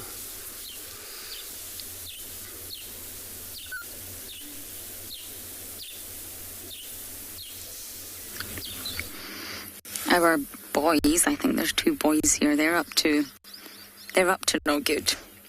started making trouble in the neighborhood. They're just loving to swim here. They've actually walked the entire length of the dam, close to the shore though, in the water. Now going back to must, because it's very, very interesting. Normally male elephants will get ousted from the herd by the females once those changes start to take place. I don't quite know how the females detect it. I don't know if it's behaviourally, is it chemically, it definitely won't be visually. And I don't know what cue it is that makes the females start to oust them. Is it size? Is it just their boisterous behaviour? Or can they sense the increase in testosterone? So they're normally ousted at around 15 years, give or take, 12 to 15 teenage years. And they just become too big and too boisterous. And the mothers just decide, you're in danger of harming the little ones, go. And normally the first bout of must in a male comes in at around 18 years. But it's really short bouts. And just like a sort of pseudo-estrus, it's not necessarily a pseudo-must, but it's not a full adult strong must, if you like. And it's normally around 25 years that they come into their first proper must. And, well, they're ready to go, shall we say? Rearing to go. And they normally come into must at a specific time each year, but it varies between bulls. So sort of sperm production is independent of season, shall we say. It depends on the bull. They won't all come into must at one time like impalas do when it's the rutting season. It's staggered between bulls. And it can last anywhere between 6 to 12 weeks. My goodness. That's a really long time. I'm glad it's not that way for female humans. And therefore, yes, it's a long duration, and that allows the male to mate with as many females as he can. So we're going to try and sit here a little bit longer and follow these bulls.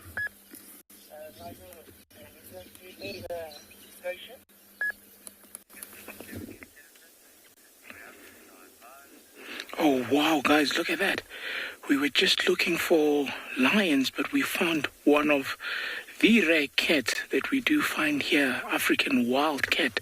And you can see just relying on camouflage there, just behind the bushes, looking for little rodents and lizards. That's what he would go for. Very sharp with his eyes and ears there.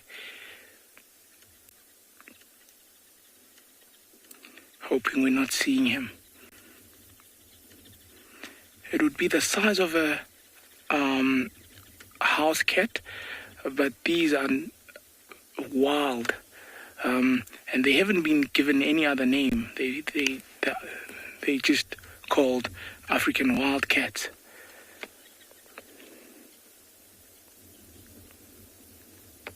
Let's just see what he does there.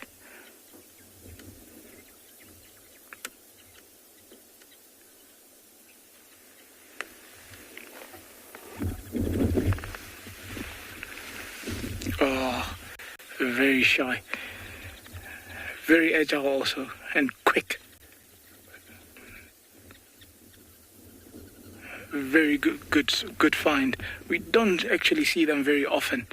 Very rare sight. One of Kalahari's specialties also.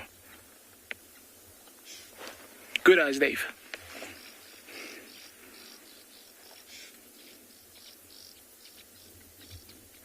And we've lost him.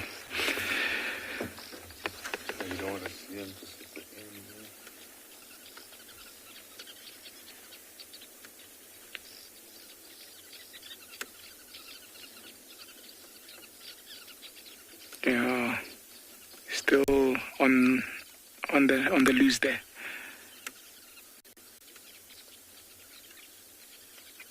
And they would avoid big cats, so this is particularly the time that they would be looking for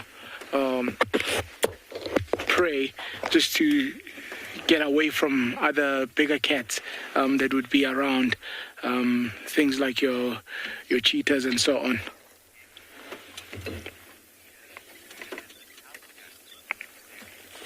Debbie, are these African wildcats' ears bigger than your ordinary house cat? Slightly so. I mean, they would be adapted for using those to hunt and listen to little rodents as they shiver and quiver around the grasses. So yes, the hearing and the ears themselves would be slightly bigger, but not significantly so, but they would be a little bit bigger. Even the posture of the cat itself, it would be more robust, more built than your ordinary house cat. So yeah, very good spot there. We're going to continue trying finding our lines. The spoor is getting fresher and fresher. Obviously, they've done circles from last night and early this morning. So we're going to continue on that.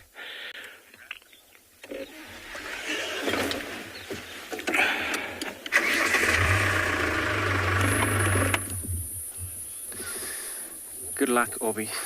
Here we're still the same. You know, our pride of lion, highly mobile. Now they're in Juma, which they just crossed the road over here. And then we're going to keep following them. We've seen this young male in his pride. So playful, you know, always keep up with the whole pride, which is, it's something very important. There's a male, I think, on the far end. He's just following from the far distances, as you can see through this wood. So now we're looking at the fathers of all that young male we've seen in his pride. And that now makes me go back to the lead. That was the question, would be why would the male lions lose their mane? And then that we were looking at there was a young male. The mane actually hasn't been developed yet, like these father of them. So they didn't actually lose their mane, so that, you know, they're still too young for them to be able to reach or develop their mane like that. If you look at this male as a father, under his chin, you know, old duck mane, or he's called the duck mane, Avoka duck mane. So he's going to slowly follow from the far end, keep up with them. If they ever kill anything, he's going to respond to it. If it's impala, he's going to take it all by himself, not to let the other one to feed on it. So I'm going to be following behind them all the time. There's 2 vehicles here. We're going to try keep this sighting going so we don't lose them. I'm just going to drive. It's so important, you know. I'm not sure where the buffalo is. But not only the buffaloes, is anything they come across in front of them, they were trying to cooperate, got into it, hunt down until they killed it. The advantage of thick grasses and then very greenery as well. So they would use advantage of maybe trying to stalk using these bushes when they have to, if there's anything they see around here. But the direction now looks like they're going to end up at Gari Dam. This is the direction we're at right now. And this is where the whole buffalo herd was seen this morning drinking. Then from there, I'm not sure where they have went, or whether it's slightly north, which is got to be in this block where we're in. Would be very, very much interesting to see them approach the herd of buffalo. But if they do, you know, they have to take their own time in it, making sure that they are all positioning themselves. All they do, they're going to aim for the weakest or youngest members in the herd. Because not always easy for this lion to kill buffalo right away, especially these older bulls and older females. All turn around as a group, herd, go back to help whoever is stuck in the middle of the lines. But they have their own technique. They've been doing this over the years, so they know exactly every time they approach buffalo what technique they should use So each prey species, they have to hunt. There's a way of how they hunt that animal. If it's impala, of course, they can just run into them if there's a chance. Since they're all surround, each one will get maybe with at least one. Finally, the whole pride over here come out with the 3 different kill, which will sustain the whole pride. So let's keep following them, see what they're up to.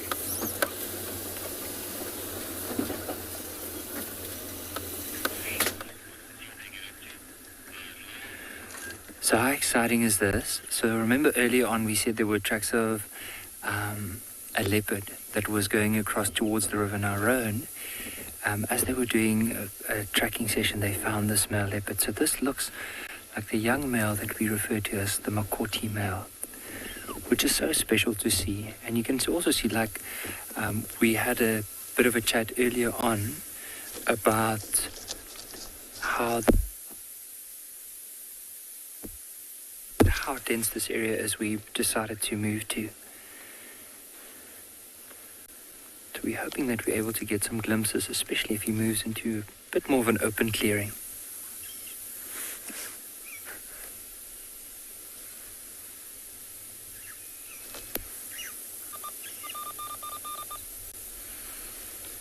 But notice that very prominent white at the end of the tail, and I wonder what he's probably smelling at the moment.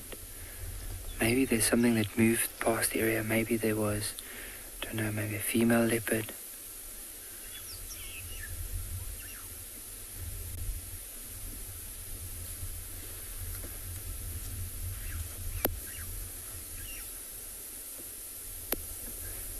No, it is hard to follow him, but hopefully, if he moves to some area that's a little bit more open, we might be able to just get a better glimpse. Don't know, they are mainly nocturnal, but sometimes in the late afternoon or even early in the morning, that's when they move. You might even find them in the heat of the day if they move from maybe a spot where there's a nice tree to go and lie down in the shade with a bit of a breeze blowing over them. But anywhere from the late afternoon to early morning. But we've also seen leopard moving in the heat of the day. So, I mean, they could move at any time, but they do prefer mainly at night. Or more the cooler parts of the day.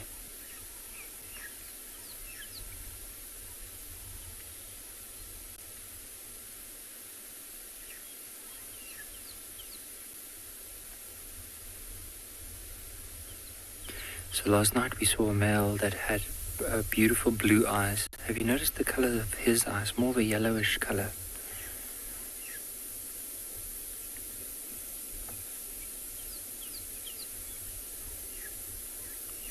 It's incredible how, after the rain we had, how much it's greened up. A few months ago, 2 months ago, all the plants we're looking at now and the grass was more of a dull grey khaki color, but look at how it's greened up now.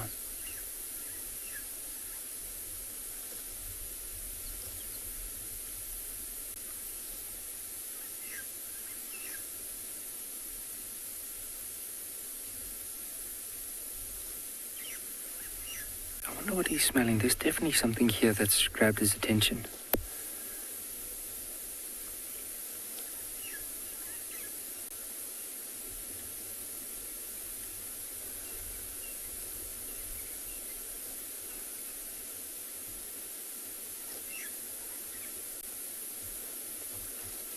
What we might try and do is we'll try and see if we can get another glimpse, because where he's moving to is quite dense. So I'm just hoping that we don't lose him.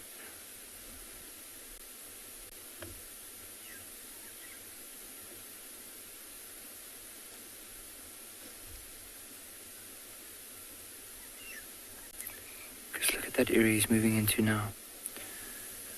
It's not a very easy place to try and follow him.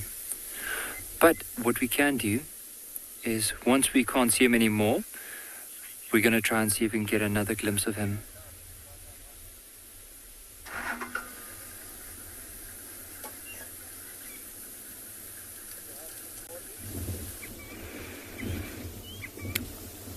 Beautiful to be able to see a leopard right out in the bush, and very typical to get such a quick view of them. But well done, Nikki, for finding that leopard. When last you were with us, we were on the search for a young impala lamb, and if you can believe it, I'm still unsuccessful. I still have not seen one. It seems that all the animals are hiding from us today. But what I have come to show you is one of my favorite parts of our reserve. Right in front of us, we've got some whole herd of zebra that are just slowly feeding. If you can look at the terrain, you can actually see it's got like quite low, short grass, very green, and then it's in quite a low-lying area. So this is what we call our floodplain, and this is connected to the Mzinen River, which runs along the southern boundary of Phinda. And when we get heavy rains, like we're hoping for now coming into our rainy season, this entire area will flood, and it will rush into the river on my left. And that's why you can see it's incredibly fertile, incredibly green area, and it attracts a whole lot of our plains game. I mean, we can see zebra all over in the distance. We can see some wildebeest. We also saw lovely bird life. We saw some Senegal lapwings that you can actually hear calling occasionally in the distance. And we've got a little blackberry busted off to our right. There's the Senegal lapwing. So really stunning area for these animals to come and feed.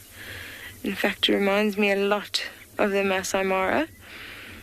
Just this openness of the plains. Amazing the contrast between our mountainy areas and our thick bush areas, just like what you saw in Ngala now. And now this incredibly beautiful open plain.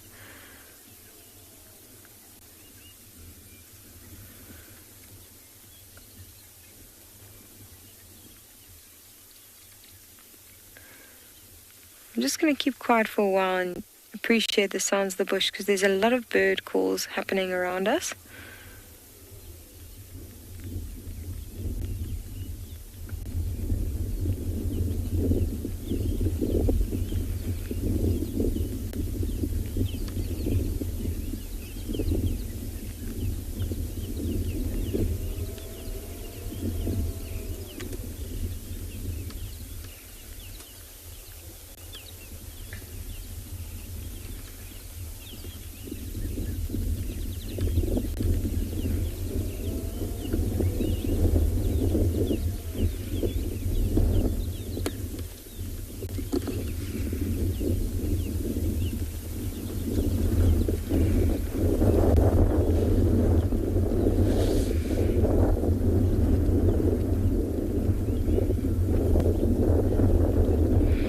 Sometimes nice to just sit and stay quiet for a while and just appreciate the sounds of nature. So we are going to continue looking for a little impala lamb this afternoon, and we're going to send you off to another live location.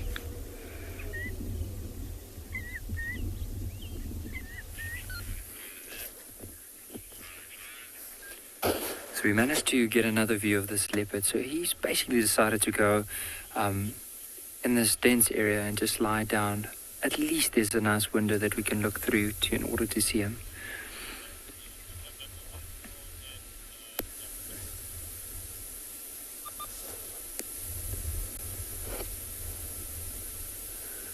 But you can see he does look still quite tired. Now, the area where he was last seen is not too far from here, maybe like a kilometer away where he was seen this morning. And then, of course, the tracks, we were following the tracks a little bit and probably might have missed it somewhere where he was lying down under a bush. And later on came out and lied in the riverbed, and that's where Rowan found him. So, pretty special.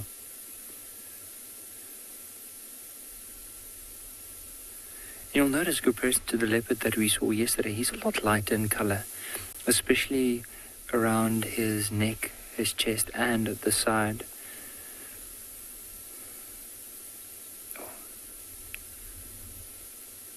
Now, it would almost be impossible if this leopard lied down and you had to drive past here in order to spot him, unless you knew exactly where he was. You can see the flies are bothering him, and he's just flicking his ears to try and get rid of those flies.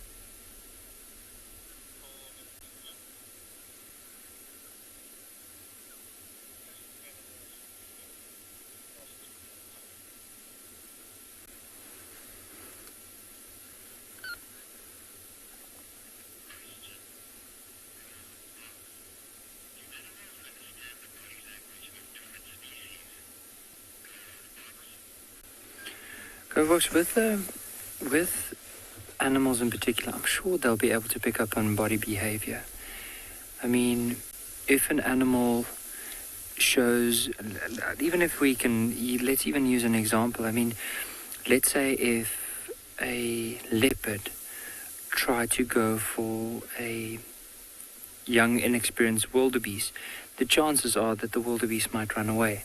However, if that wildebeest is mature and let's say it is a very dominant bull and it's a young, inexperienced leopard, then maybe because of that confidence and stance, that other animal can actually sense by that body language that it won't be able to take it down. And also, that wildebeest will then see, okay, but this leopard is afraid. It might even chase it. I've seen it with zebra and cheetah before, where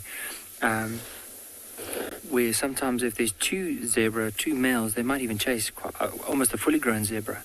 But then once a cheetah shows that it lacks confidence, you might even find that the zebra will chase a cheetah. Even warthogs I've seen chasing cheetah before, because whenever they got close, the cheetah started moving away. So the warthog felt like, okay, if I look at your body language, you're actually more scared than me than I am of you, and therefore they ran off. So I'm sure they're able to do that. Yeah, he's just grooming himself.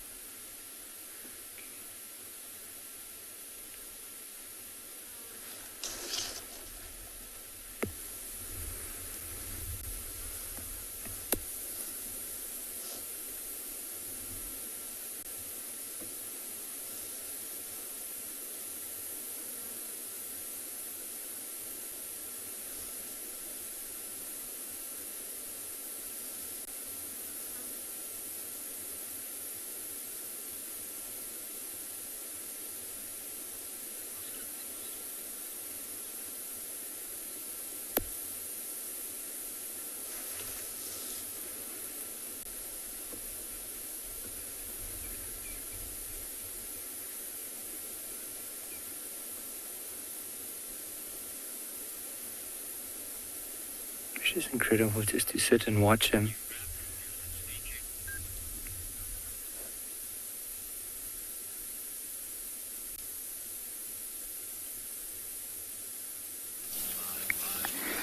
We're in the Mulwati trying to get to the Tlalamba sighting, but we've been intercepted.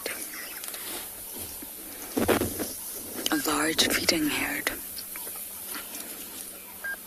There's a huge female leading the way. She's walked off. But despite sort of what people think, it's not as easy to identify the matriarch as one would first think. She's always the oldest one in the herd. Doesn't necessarily mean she'll be the biggest. Commonly it is the biggest female, but not always. In order to be completely sure, you actually have to observe an elephant herd for quite some time.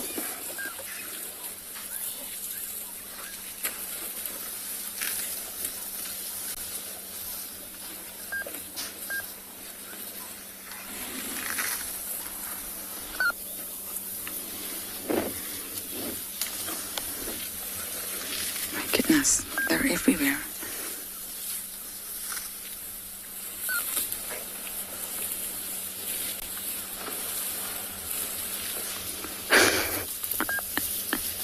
What are you doing?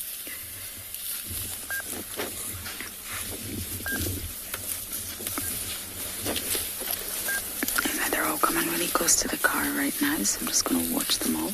We didn't intercept their trajectory at all.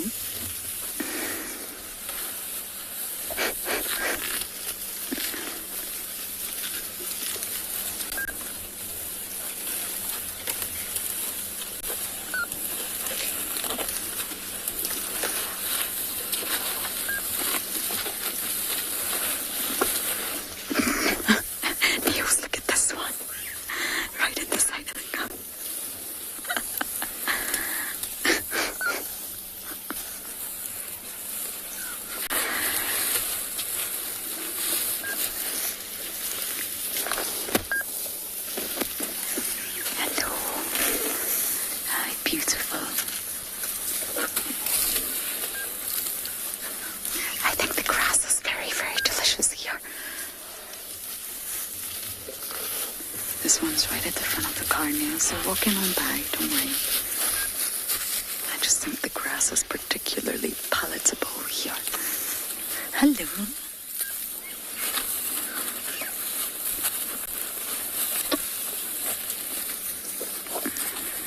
Hello to you too. Something about the underside of this one's tummy looks very wrong to me. I don't think that's normal. Young ones are just crawling on the ground. I see you.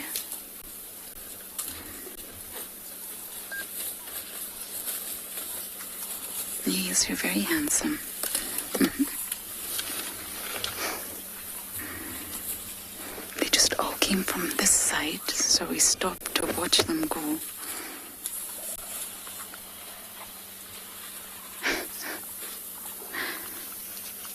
I'm not sure if you saw that bulbous, sort of heavy-looking sack from underneath the youngster there.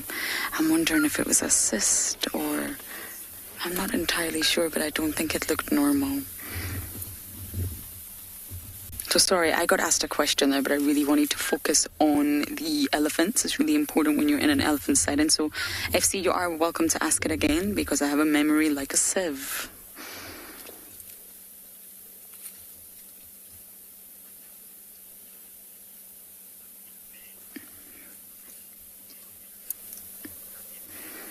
Stuck in bed, yes. Elephants are not the biggest fans of wind. It's not really windy today. I mean, there's a light breeze, but on those very, very windy days that we get, which are not pleasant, elephants don't like the wind because,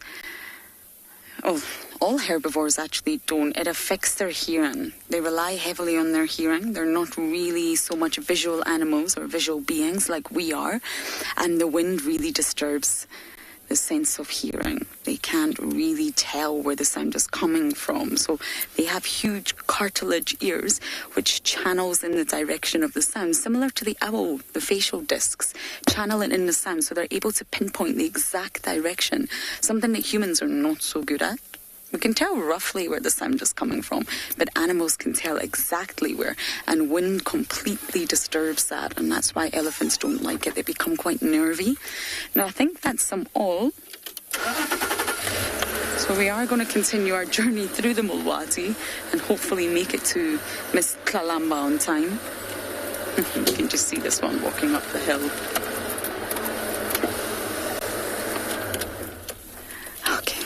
So through the Mulwati we go to our princess.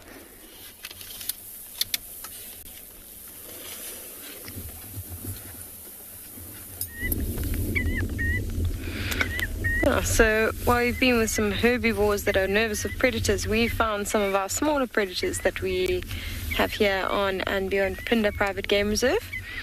You can see we found some side-striped jackal that are huddled now, trying to keep themselves as warm as possible. You can actually see that one, it's just got its eyes closed. The hair's almost standing on end, and it seems to have tucked itself in as close as possible, trying to keep that warmth in during this nice cool afternoon. You can hear that Senegal lapwing calling just off to the left, and in fact it's actually standing on a little termite mound and facing directly towards the side-striped jackal, and it's busy calling almost as an alarm call, trying to tell them, don't even try, because I know exactly what you're doing. I know that you're there. I'm very aware of you, and it's also alerting any other birds, any of the other lapwings in that area. And the birds are one of the food sources of the side-striped jackal. They've got quite a varied diet. Can be anything from insects to fruit and little berries, to birds and small mammals. So it is quite varied. And this terrain that we're in, the floodplain, is quite typical of these jackal. It's a big open area. They can have very large territories, but what we've experienced is generally the territories aren't massive, or not at least where we find them. They might be a lot bigger than we think, but we do tend to find them in the same spots in these smaller plains that we've got here. And what we've got now, the dynamic, is one large one off to the right and then its pup in the middle, which is quite typical. You know, they can be a monogamous pair and then with their pups in one sort of territory. They seem very cozy, and we're going to leave them to have a rest, and we're going to go in search of something else this afternoon.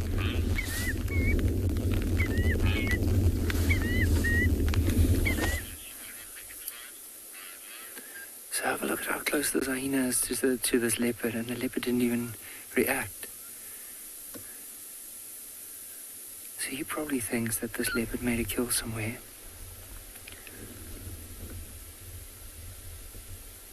This is crazy. So close, and that a leopard didn't even react. It's like moving on. Just look at the leopard just staring at the hyena. Didn't even get up.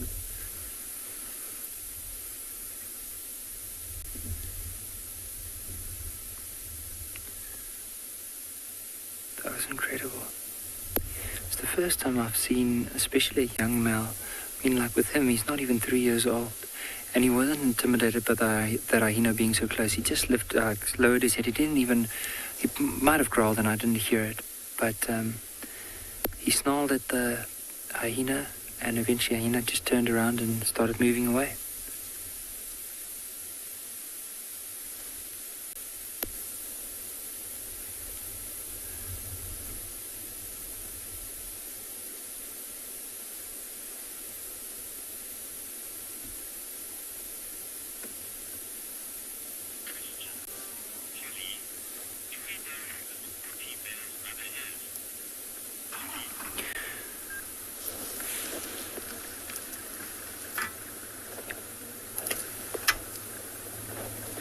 So Polly, with this particular male leopard, his mother used to be a female in the area known as Black Dam. Now apparently, like I wasn't here when she passed away. I have seen her before during my time guiding here at Ambient in Gala. However, this female used to be in an area where, or a drainage line known as the Black Dam drainage line, and that's basically where she was the whole time. And this was one of her cubs. Now, there were two, him and his brother. But when they were 8 months old, the mom passed away. We think she might have been caught by lions. And then this male, we thought maybe at 8 months that we didn't know if they will be able to survive. Maybe another male leopard will push them out of the area, maybe even kill them. But then he started hunting vultures. Hence the name Makoti, or the description for him, Makoti, which is vultures in the local language Shangaan. Because he started hunting them, and of course, any other thing, like any small bird in a nest, if he found a small tortoise, if he found dwarf mongoose, anything he could find, even though they were so small, he would take it. And eventually, if you look at him now, this is almost 2 or close to 2 years later, and he's been able to survive all this time. And his father is the one that we often refer to as the Tabuati Tom, which we also haven't been seeing for quite a while now. So I don't know if he might have been pushed out of the area, or maybe if he's moved to a new area. I'm not too sure. Or even if there was a possibility that he could have been killed by lions or even another male leopard. But his tracks haven't been around, but we have seen this Makoti male more and more often in this area where his dad normally used to be. And it's also the stage where he, as a male leopard, will be pushed out of the area.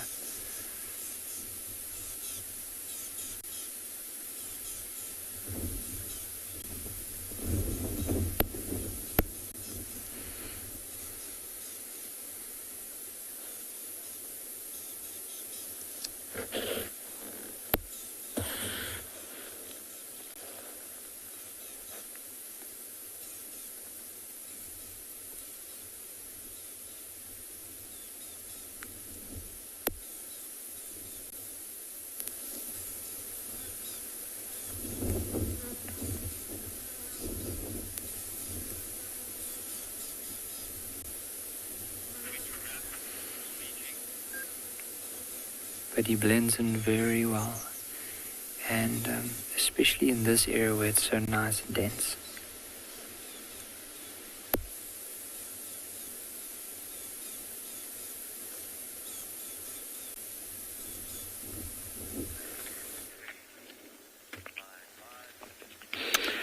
just what we've been looking for all afternoon. I like it when a plan comes together. These lions have definitely moved a bit of a distance from where we started seeing the tracks earlier today. It looks like all of them are here, and this is the Southern Pride. You'll see as Dave takes us through all of them. That's the young male, one of the two boys that are the young males within the pride, the mane starting to develop there. There's been a bit of a interaction. They've been coming to water and so on. So, and if you look towards the right there, underneath the camel thorns, there is one big male, two cubs, and a female with her head up, strategically placed just on the game path. Look at that. Hoping for anything to be coming to these mud wallows around here. So they've scattered around the mud wallow, almost doing a 360 around the mud wallow. And obviously the youngsters not being so well equipped with hunting, they'll be used as decoy. But let's see how everything unfolds here.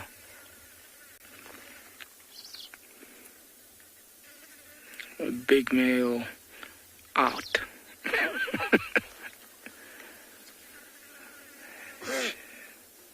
Shut eyes. Taking a snooze there.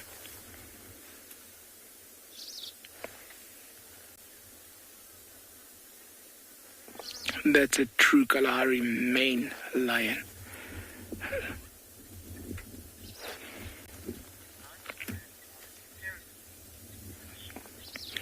Rashi, how do lions mark their territories?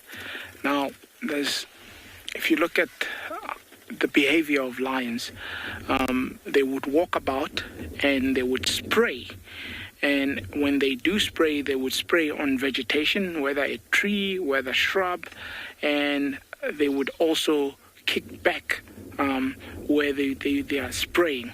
And by so doing, it's actually leaving a scratch mark or a scuff mark where they have actually done that. And that's one sign of saying, this belongs to me, this is what I can do. The feces also would be another method of marking and leaving evidence of occupying a territory. Vocalization, which means roaring or so, would also be another way of actually advertising their presence and saying that's theirs. So you'd find vocalization is a temporary way of marking because it fades with time. After they've finished vocalizing, it's all gone. But things like smell and feces and so on, those last longer. So those would be longer methods of marking territory. So it helps in such senses that they have short ways of advertising their presence and saying this is where we are and this is what we are about, and having those long-term methods like spraying of urine on the bushes and so on. And you'll also sometimes see them rubbing their mane or rubbing their body also after they've sprayed like that. And it's also unifying their own body smell to what they have left on that a tree, to say this is particularly towards me and or the collision or the pride. So that's how they would mark their territory. Very good question. We'll stick around with these pride and see what happens.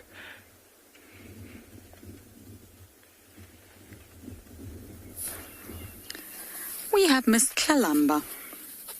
Really not in the best positions, and it's the best view we're going to get, but we're just going to stay here quickly to say hello because we're going to race to another sighting in Buffelshoek, and hopefully it pans out the way I want it to. She looks full. It was a rather sad sighting James had this morning. One of my first live drives 2 and a bit years ago with Safari Live was Hosanna and a lamb. Oh, it's not easy. But talking about territories and scent marking, really any social dominance for any organism, actually. I was going to just stick to mammals there, but any animal is really selfish behavior. Oh, my goodness me, that was loud. Sorry. And basically, it's very selfish behavior which is designed to ensure priority to you or your pride or your pack or your clan to resources, any potentially contested resources. So although it's hard work and it's necessary for many species, it's classified as being selfish.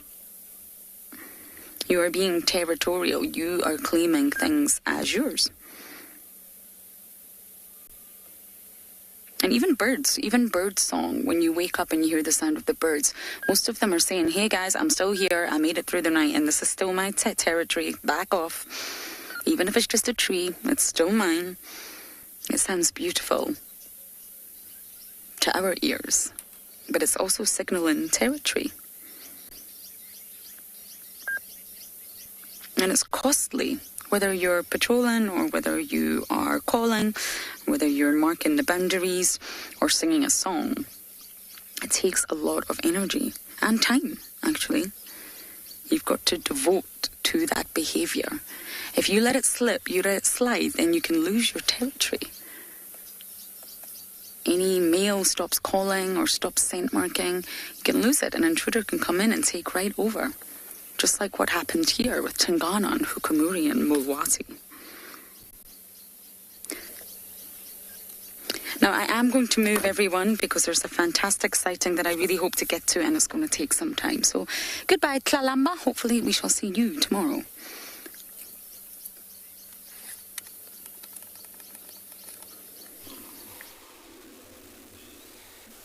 Great. Good luck, Lauren. And here we're able to follow this bridle line and we still got them. Still no sign of a herd of buffaloes yet. But they're still pushing so much south. Only now that they just went to lie down. This is because lions are also capable of moving, sometimes lay down for a couple of minutes, take a rest. Stumpy tail, this young one's got a little tail cut off. Not sure what happened. Maybe get hold of hyena when they're younger. But she will survive, so as you can see how healthy she is. So again, looks like they're mobile. South, they haven't changed direction.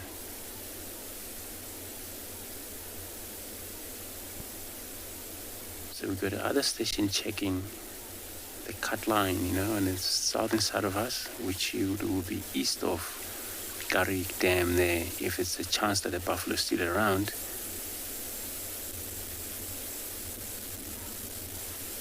If this buffalo had moved far from here, they would really have to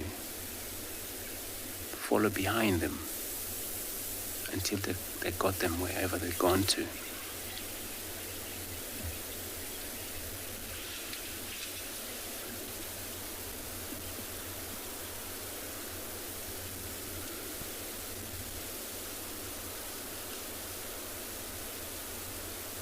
With the territory sensing marking, all of these politics taking places.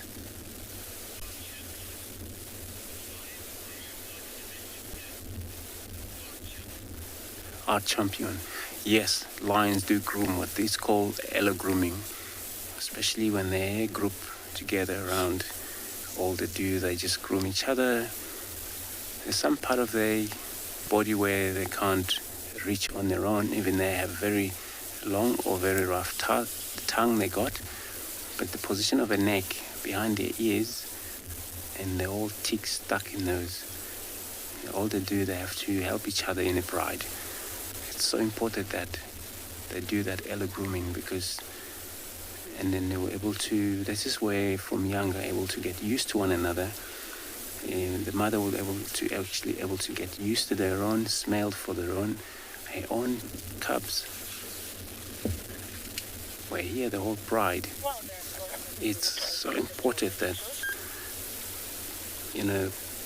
they take care of one another, which means that they cross drinker, which is one female, she's got a cubs, and then the other one, she also had a cubs. It happens that when the other mother's not around, she was able to allow her sister's cubs to come and drink, and not a problem. But you only also sometimes see that with elephants, not with a hyena, not with a leopard. Or a leopard, they don't actually be in a group, are solitary.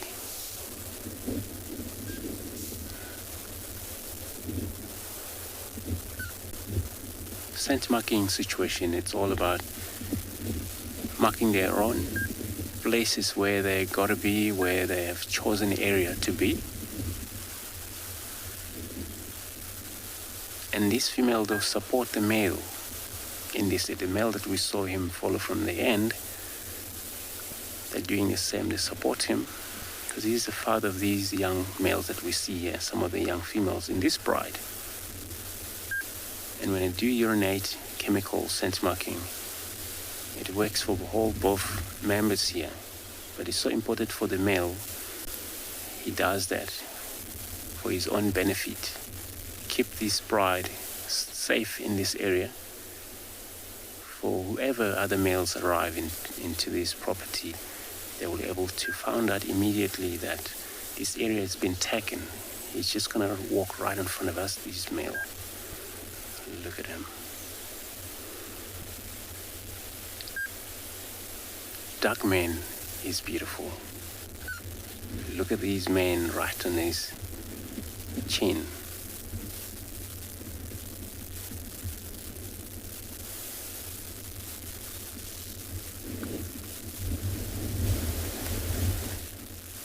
He's probably trying to decode. So you would, and I think we saw a young female there urinating. So he's gonna, smell the net. Know that he won't do anything, but it's so important for him to be able to know the status on this whole group. It's putting that face. It's called phlegm tremors. It does that suck these air into what is called Jacob and organ sense, that we're able to decode the pheromone. And then that animal will be able to tell any status that takes place in that female or where that male, wherever that animal has been, but it's got to be the same species of animal that urinate in that area.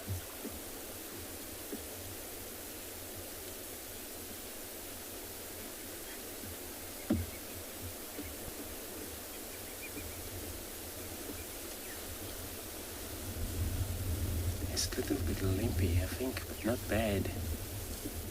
Not sure what happened. We come across difficult situations sometimes. Where they fight, chase one another. This is when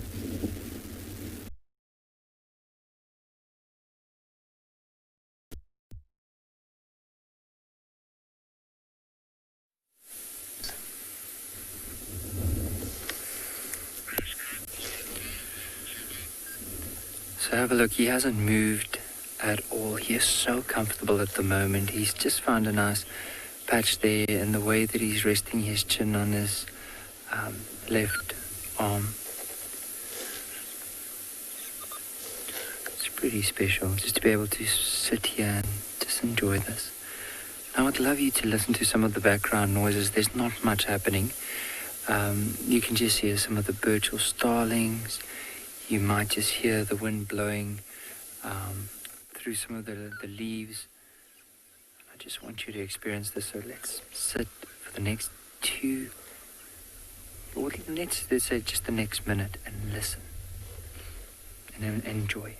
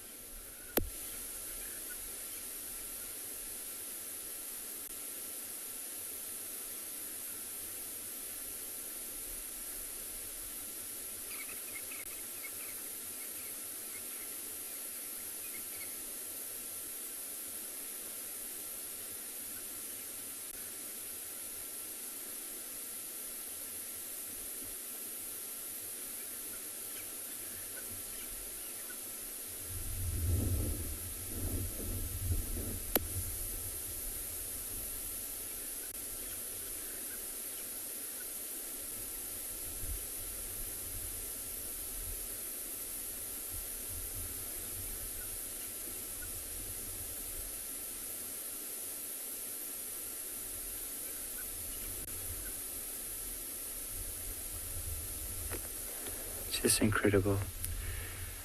Now, I don't know if you'd notice how he's just constantly moving his ears, so it does look like there's quite a bit of flies around at the moment, and it's irritating him.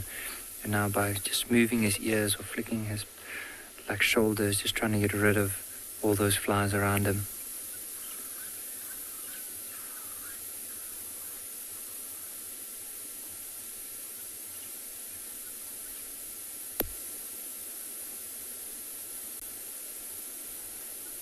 And it might be that he's only going to lie down like this because he's been resting up in a particular area, mainly a considerable part of the day. So there's a good chance that as soon as it starts cooling down now, he might just decide to move again. But you can see the way that he's lying down now, he's in no rush to head anywhere pretty soon.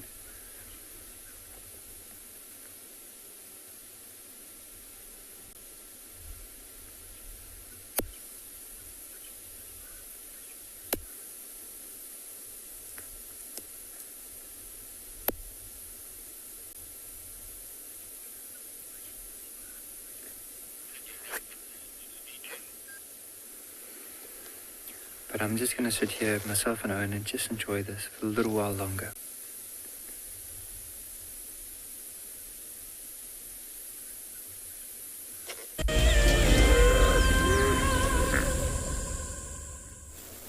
Calm's not great.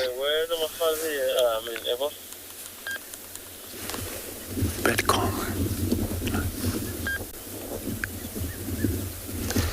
Right, so beautiful. So we got them again, since we actually behind this cat, and then we keep distance as much as we can just to make sure we don't interrupt them on their own hunt. But you can see how they're always aiming to move on every time they lie down. They don't actually lie flat, all of them. Some of them, they raise their heads up. And again, trekking with cats, especially lions. One, she's actually mobile again, so I think all of them will do the same. It's very important, trekking, once you find the tracks, from there you're able to tell first things. You need to find out about these tracks, how fresh they are, and if they older, maybe last night or so, they're last night. You can try follow them if nobody find them or seen the same tracks around. And you may take time, follow these tracks, finally find them. But all the tracks can sometimes, doesn't mean that animal have gone away, far away from that area. It could mean that animal have walked long hours, but then it just walk not far away and lie down. So it's always very important to find out, trek slowly off-road, make sure if that cat is off that area. I think this is how they find them. It's so great that we keep up with this pride, just not to lose them, see what they're up to.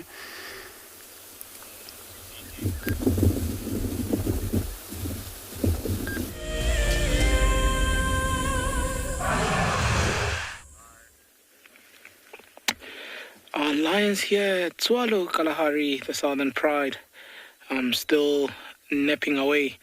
But look at the dark mane right there on this male. And hence, these males are called the Kalahari maned lion. It's because of that big, dark mane that they've got, and it goes so dark because of the amount of testosterone that these boys have to produce. The scent that they travel in is heavy. Look at the size of the legs and the paws, just to try and make them stay afloat on the scent. And that's also what entices them to produce as much testosterone. And also the distances they cover through these harsh conditions, they have to be equipped for that. So they are slightly bigger than your average lion in perspective, and that's where the term the Kalahari lion comes from. Look at that.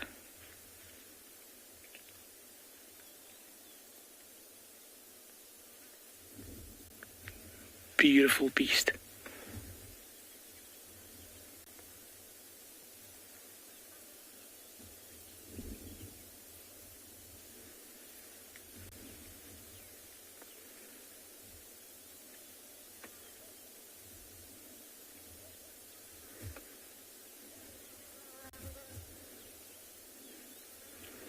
Peaceful, as if they're not killing machines.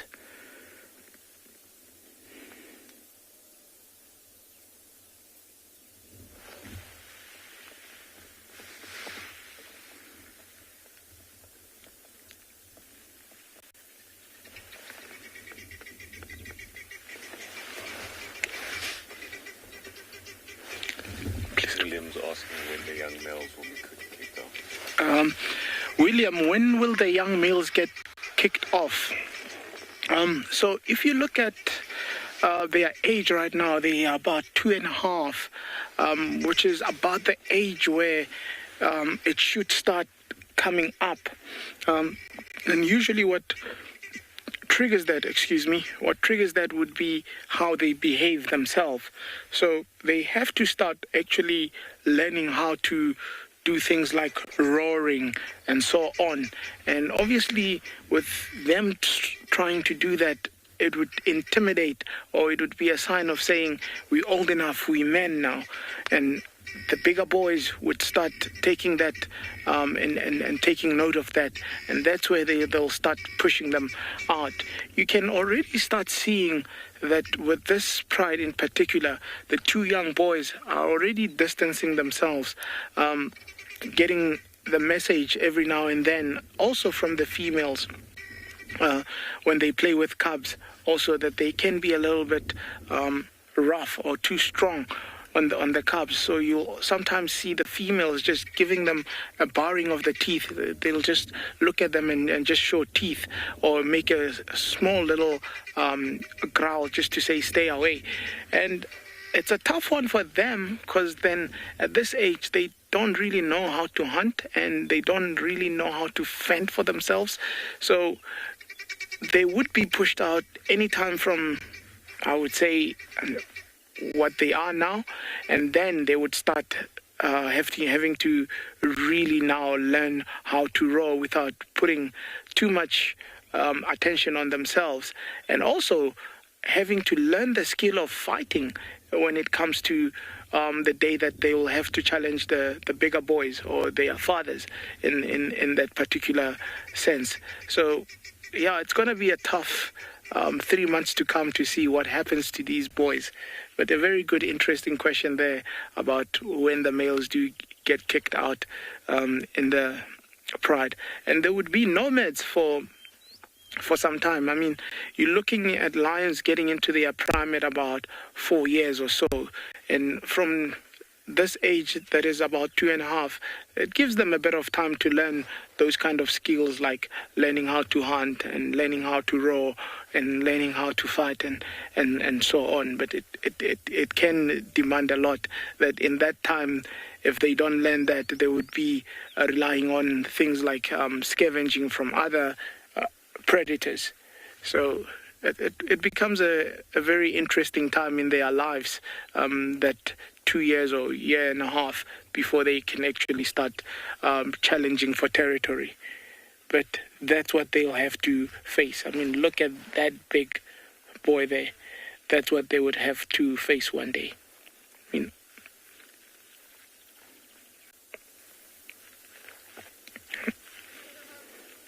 it's also, I mean, if you look at why males form collisions, it's for the same kind of response, that there's at least more than one of them having to fend off and look out for each other. So that's why also it's very important that they stand together as a collision.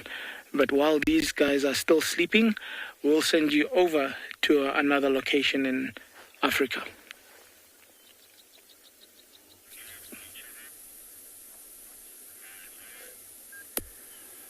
Now, we've tried to stick with this male for a little while longer, just to see if he might move. And to our luck, he hasn't yet. He's decided just to like position himself more on the side and like put his head down right on the ground.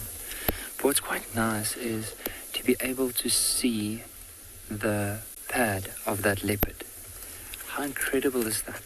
I mean, if you look at the actual pad, you can see there's looks like a grey-black shiny bit, and that's one of the toes, and in between that is all the hair. Now what I want to do, I just want to see if I can get a picture of a leopard's track, just so to show you out how it looks like in comparison to that of a lion. And if you had to see these in the bush, how would you know or tell the difference amongst them?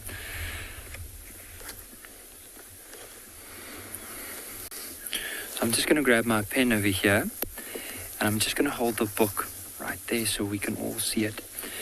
Now, if you look at this track right over here of a lion, and even of a leopard, you'll notice there's a very distinguishing feature. It's the 3 lobes at the back, the 1, 2, 3.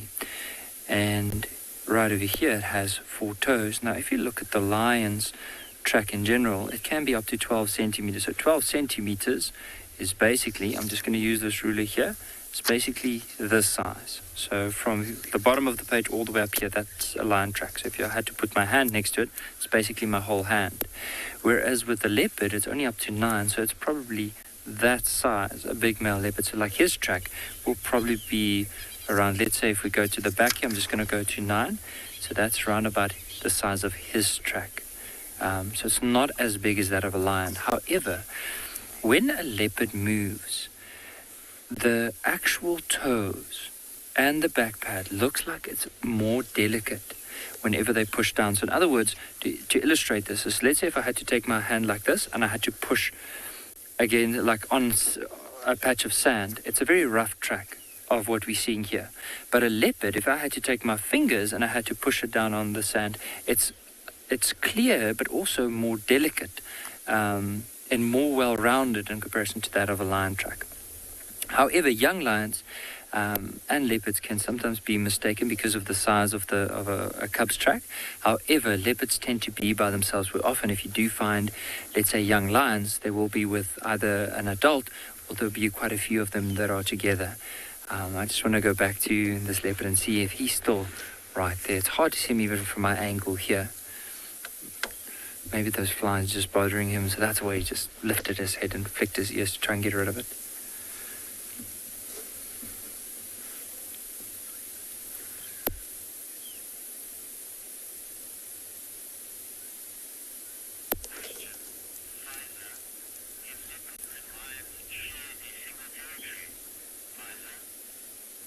Father, with the lions that we find in this area and with this leopard, their territories overlap because territories are very species related. So in other words, a lion and a leopard's territory won't collide because a leopard will only collide with another leopard's territory. However, you might find, let's say with a big male lion, is you might find that there could be 2 or 3 different male leopards in that area where that male lion occurs. However, if that male lion, I think the better term to use instead of or what I would refer to is maybe something, instead of a territory, is more like a home range. It means it's an area where they would move because that's where they're going to get food and that's where they get water, but a territory is mainly for mating purposes. And because a lion doesn't really see leopard as a threat because of him mating with the females, it's more a threat in the sense that he's catching some of the food that's in the area or drinking some of the water. And because of that, he sees them as competition, and therefore they'll try and kill one another. Especially a big male lion doesn't really tolerate leopard or cheetah or even hyenas. That's probably what I would think of, or the way that I would think about it in terms of territories and home ranges and how they use that differently.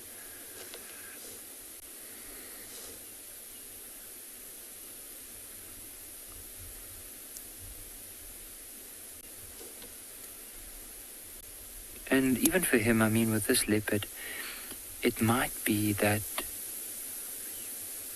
because he is getting to the age now where he is starting to become sexually mature, it might be in the next year, or maybe year and a half, that he would also establish his own territory. Maybe because of the fact that his father has moved out of the area, something has happened to him, he might even take over this territory, unless a bigger, more stronger, dominant male comes in and then pushes him off.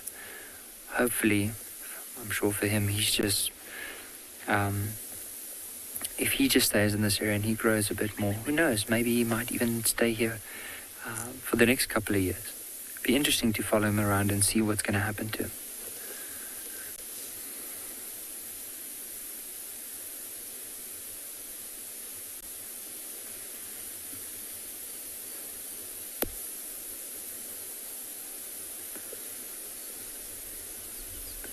That fly's really bothering him. But it's so relaxing just being able to sit here and pick up the different smells. It's that time of the year where most of the trees are flowering. You can hear quite a few of the birds that have come back, like the European beater. You can hear some of the cuckoos. There's a rattling sesticula we can hear in the back. He doesn't move away, but he'd love to make himself known. And then, of course, the Birchall starlings we can hear in the back.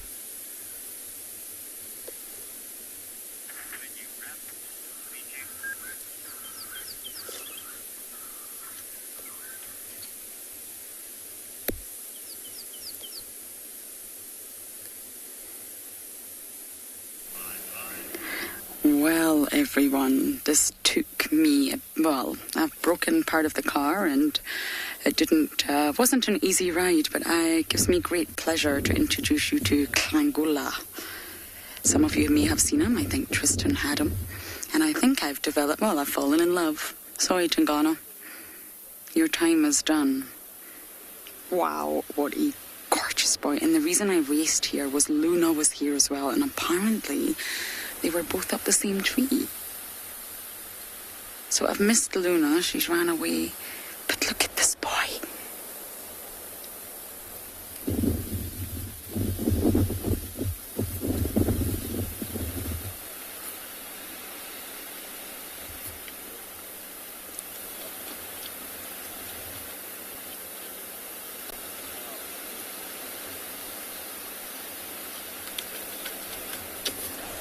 Ooh, almost. He is gorgeous. Dominant male in Buffelshoek. I don't know if he's limping.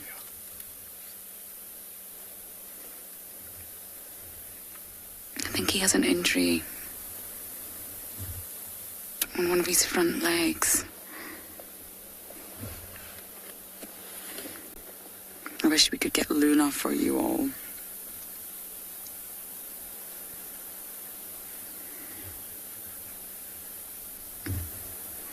He's limping.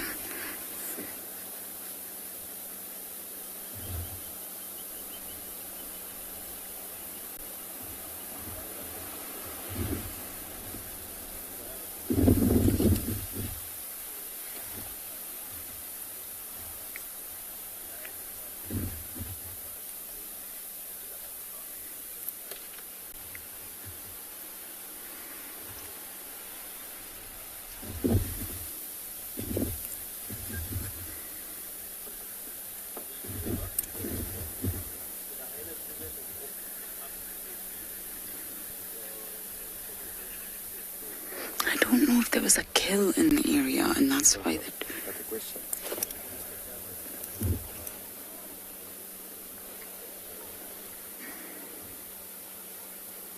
yeah, he's limping, he's got an injury.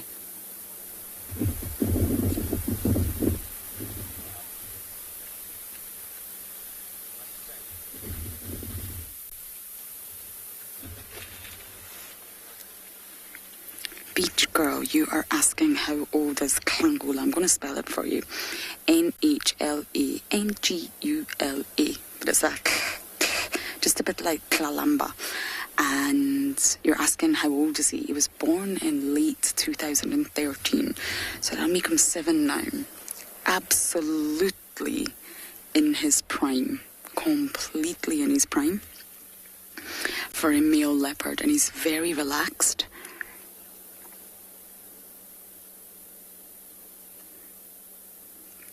Klangula.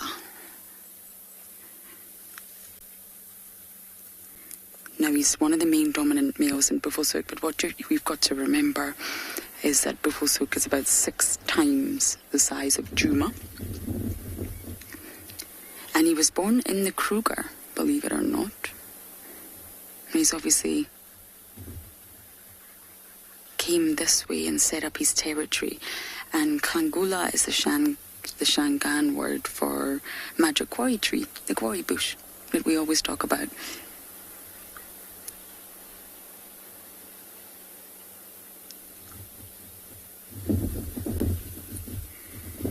I wonder, where is Luna and what was she doing here? I'm also desperate to see this female.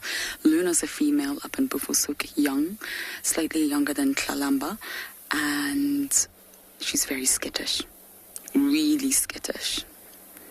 She may change, of course, over the years.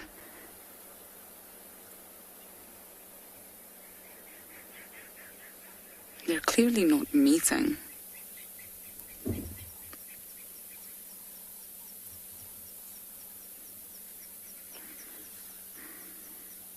I feel like I've just met a celebrity. I've been desperate to meet this leopard for such a long time, and we really weren't sure if we were going to get sick now, but we have, and it's so worth it.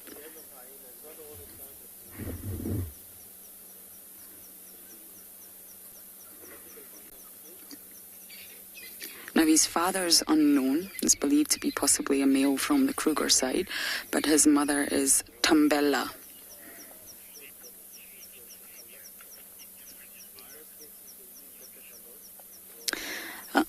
Yogeshwar, I'm not entirely sure what you mean by that question.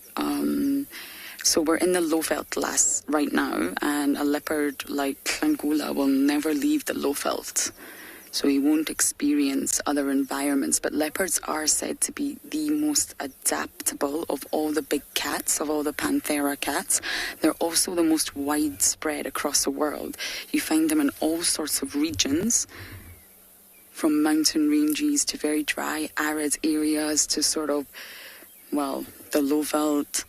And there's 9 different subspecies, believe it or not, of leopards. And subspecies are essentially the same species, but they've just adapted over time to different geographic locations. And there's the Amur leopard, the Javan, the Araban, the North Chinese, the Sri Lankan, the Persian, the Indo-Chinese, the African, and the Indian. Boom.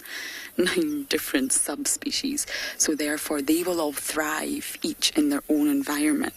But if you're referring to if a male like Klangula can then adapt to a new environment, most likely they would adapt. But would he ever get the chance to adapt? I'm not sure. He wouldn't leave this area. We were talking about territory earlier, and once a male or female sets up a territory, they're not going to leave that area. The territory will shift, won't stay static, but they're not going to leave it. Talking of staying static, that's exactly what our vehicle is going to do.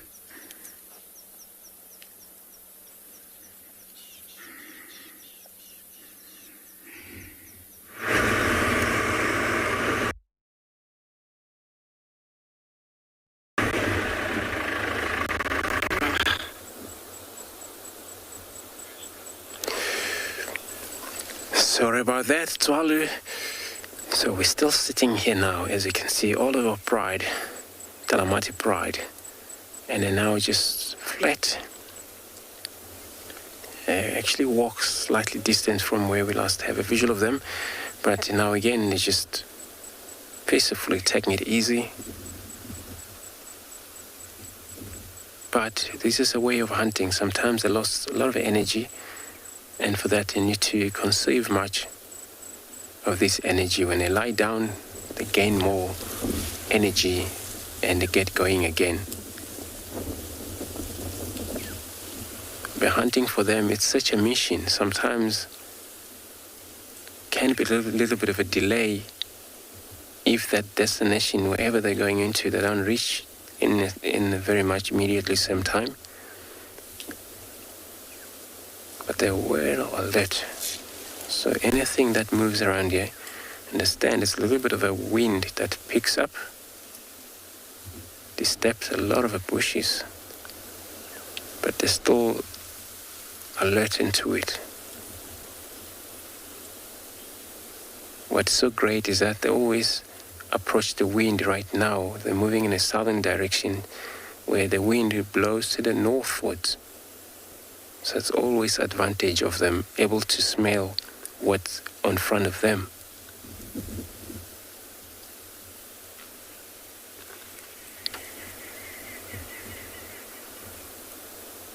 But all cat species, when they hunt, they gotta use wind directions. That doesn't work if they don't, because they also have smells, which prey species all know that. These animals smells.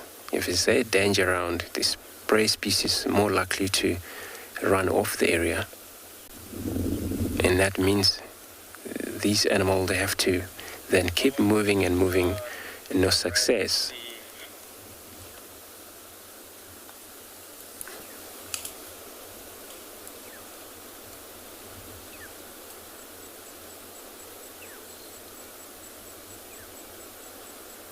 And the killing sometimes some part happen by surprise.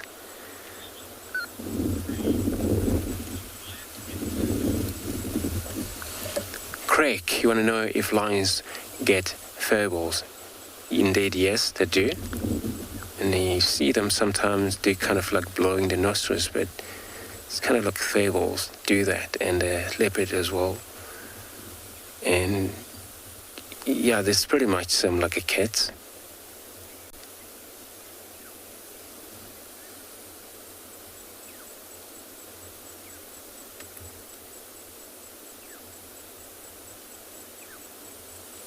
And I will just peacefully, if I have to judge the distance from where we started following them this afternoon, like maybe 2 kilometers away. But they're still going to move further than that during the course of the night.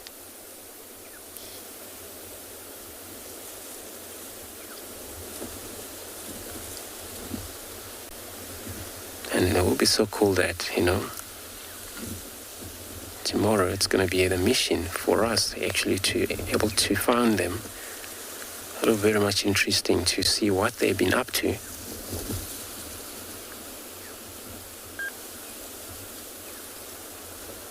But I hope they stick around in this Juma, which our direction now, I think we is still in a block, but not far from Gary Dam. So we're between the boundary, northern boundary, and the dam. So if they're going to do another movement again, they're probably going to arrive at the dam waterhole, Gary Dam.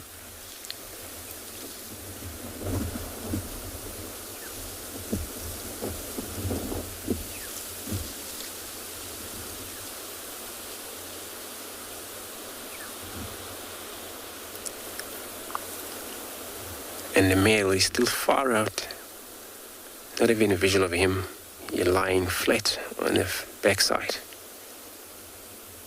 He just let all females take it easy by themselves.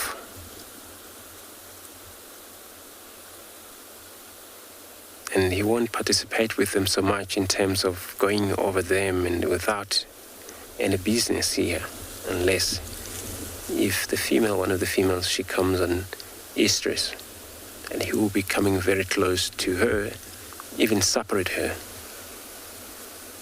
for a mounting.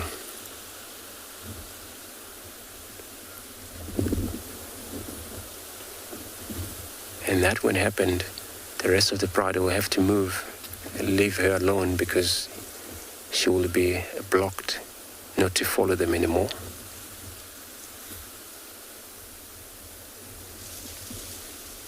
Until after 3 days later, and the mating's done, and she will be able to be free again, wanting to track them down, and hopefully she get to find them again.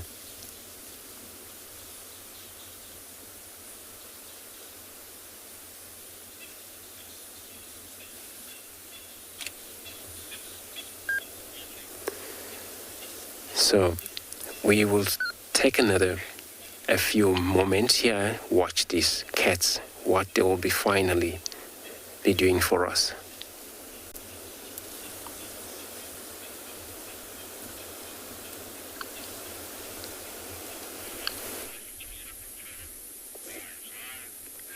Just as he is waiting out for those lions to do something, so we are patiently waiting for this leopard to move. Now, he has positioned himself now where he's facing more towards us, but he's like lowered his head, so it's really difficult to see where his head is. You can just see his ears moving now. Now, we have gone into infrared because we are losing quite a bit of light. And so, therefore, we can't really see him too well without the infrared.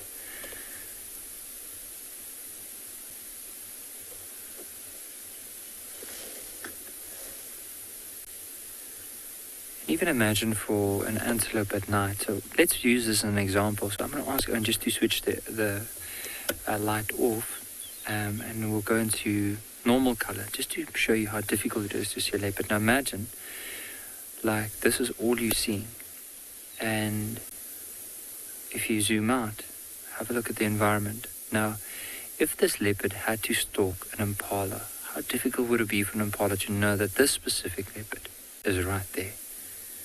I mean, for me, it looks like a rock. Unless we zoom in, then you can see a bit of spots, and if you zoom in, you might see the ears moving. But otherwise, it's not easy to spot this leopard. And I mean, and he's still lying in a gap. If he decided to go and move into a denser area, we won't be able to see him from any other angle except the one where we are now, almost looking down on him. So we'll go back to IR and then just get a bit closer towards him.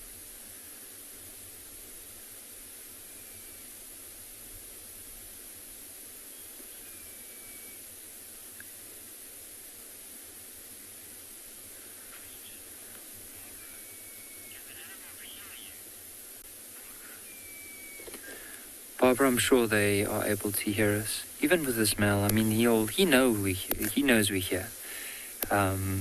He knows the vehicle. He knows probably, like, he can differentiate and know there's people around here.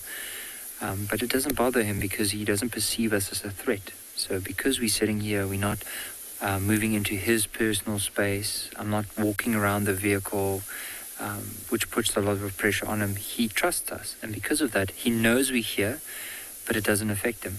I mean, if I can make another example, let's say if someone grew up in a city, and every single day they were used to, well, not every day, but they were used to vehicles driving past. Eventually, you'll cross the road, and a vehicle moves behind you. You'll know the vehicle is there, but you won't. It doesn't really matter. However, if you grew up in an area where you've never ever seen a car before, and a car comes in, I mean, the first reaction might be to run away, and then they're cautious. They'll approach very, like, slowly to try and see what it is, but they'll be very much aware of what that is. Whereas with him, he knows that this is not a threat. So he's seen it. He knows it hasn't been pushing into his personal space. It hasn't challenged him for food or tried to chase him out of the area. So he knows we're here, but he doesn't perceive us as a threat, and therefore he's still aware of us, but more so.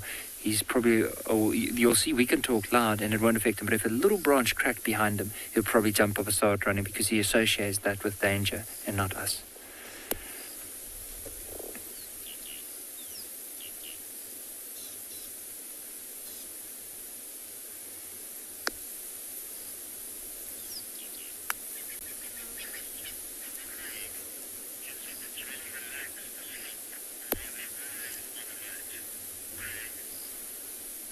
Correct, they do relax and they can sleep, but they always have this semi-state of awareness where they do know what's going on around them.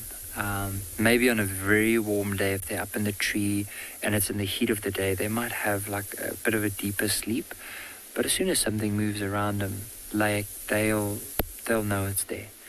And also for them lying down on the ground like this means that he's a lot more vulnerable to lions moving past, hyenas, even wild dogs that will probably chase him. And so because of that, he needs to be aware of what's going on around him, even though he is sleeping and resting. So it's just basically conserving as much as he possibly can, because even when he hunts, I mean, it takes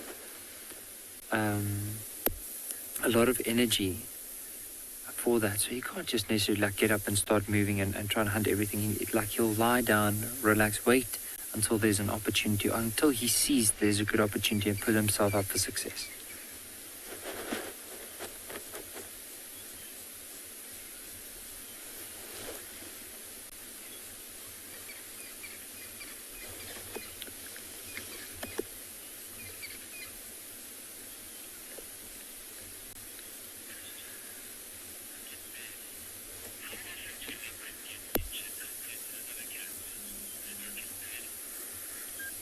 Stackenbeard, that's a really good question.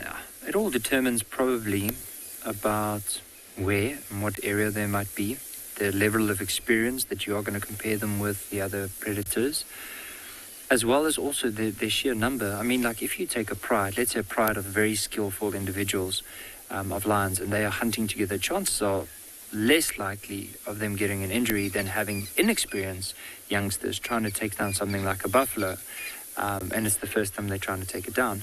And the same with the leopard. I mean, with a leopard like this, if we had to make that a comparison, is if he is the age that he is now, he has experience, but he's still quite inexperienced. But if you had to compare him against a pride of lions, because there's a lot more of them, the chances are they might try for something bigger, henceforth there'll be more chances of getting an injury, where with a leopard like this, the general rule of thumb is that they will try to hunt things that are always their size and smaller. And therefore, it reduces the risk of injury, but there's always going to be a risk of injury. I think just if you had to look at some of the animals that are capable of hunting bigger, more dangerous, the chances are just higher.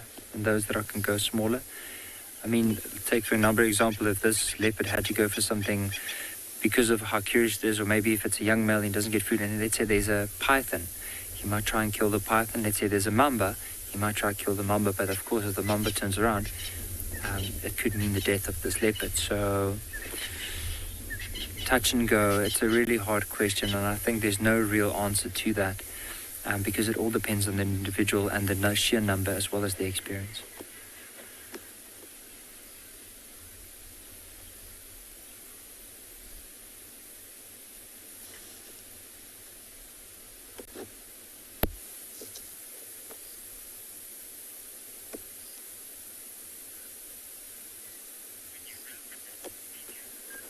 But what we'll probably do from here, if he doesn't move in the next minute or two, we'll probably leave him, carry on with our night drive, see what else we can find.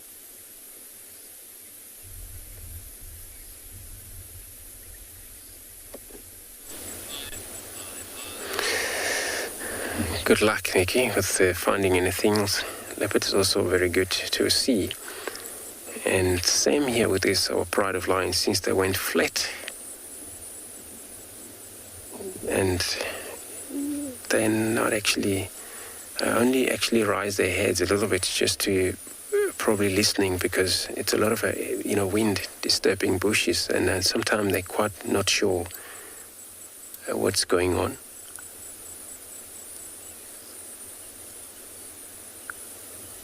But it applies the same thing with a leopard. Lions, when they are injured, only worst part is that if that lioness, she won't able to follow up or keep up with the pride, she's more likely to be left behind by the members.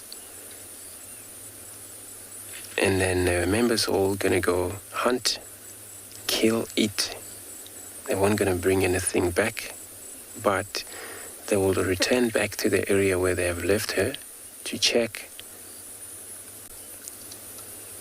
If then she won't able to move again, eventually sadly move away, but keep visiting the area. So it's always important that they all keep up in a group. Whatever they kill, they will able to share here. Even if it's impala, I know the male is there, you're probably going to steal from them if it's a small prey like impala or grey daco. A good prey that would feed the whole members of here, it's anything from kudu nyala, bull nyala, waterbark, these type of wildebeest zebras. And then, of course, everybody will have enough to feed on. Sorry, it's another vehicle responding to this bride.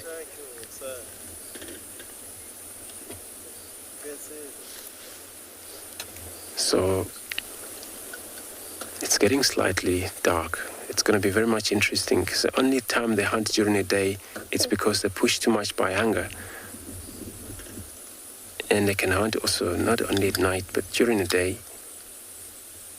We've seen them move. But at night, it becomes so much important for them to do that because then they're well camouflaged. And prey species all just confused because of their darkness, even though they can still see a little bit.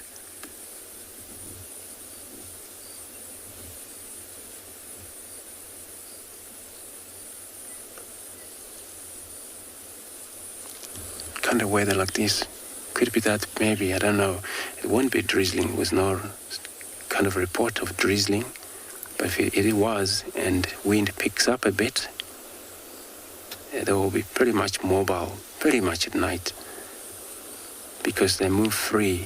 They don't have to move carefully, disturb bushes, make noise of themselves.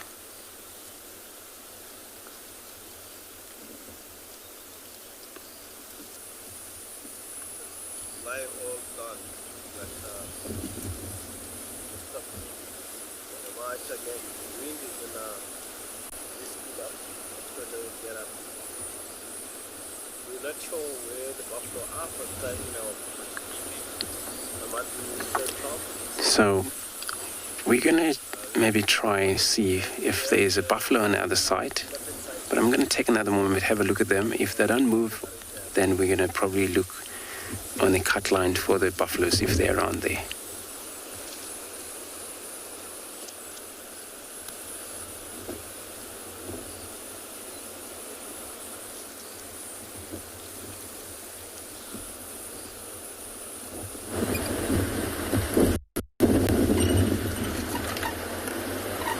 We had to leave our handsome male, but I can assure you, I am over the moon. Ah, what a gorgeous male leopard.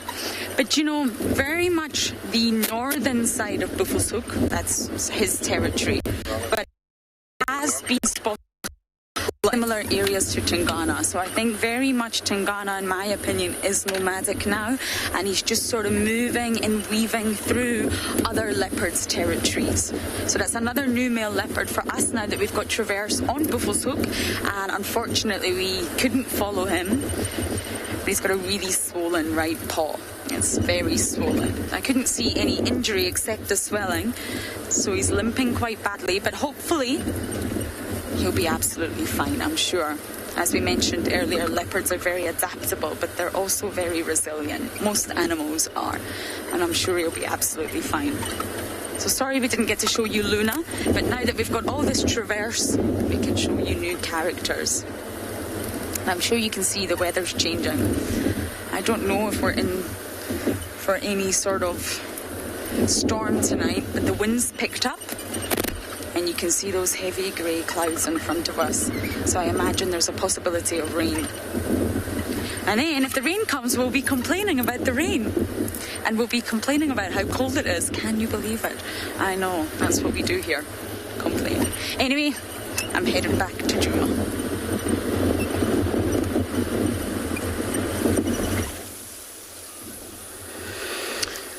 Good luck. Thanks so much, Lorraine.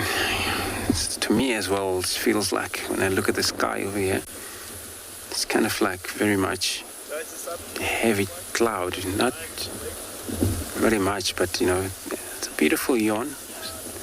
This lion sounds like when we see them yawn every time, is a sign of that they're probably gonna stand up or move. We'll see them roll over, or there we go, one, she's up. Maybe changing position. No, I'm not going.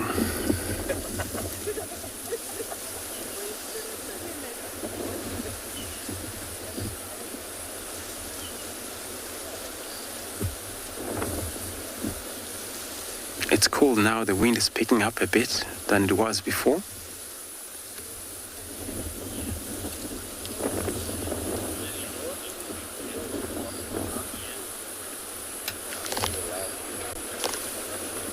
Sorry, you want to repeat that question again?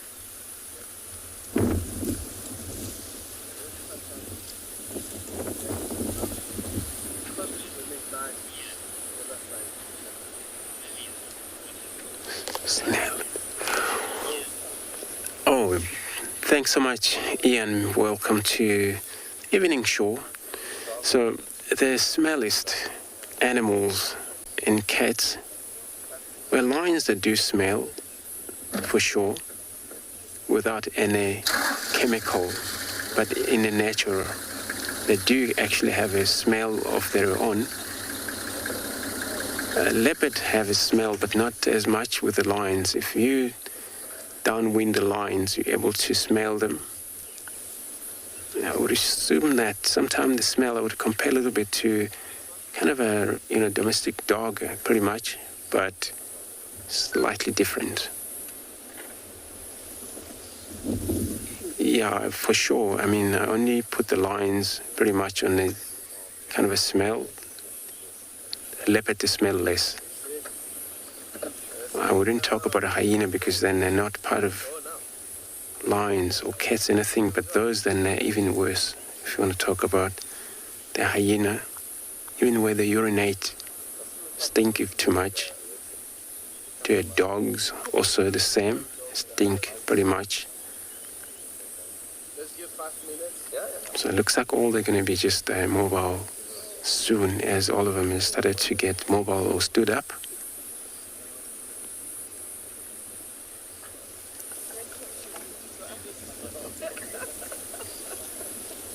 They're looking at the one that already moved off to see if this is the direction all of them they're going to take or not.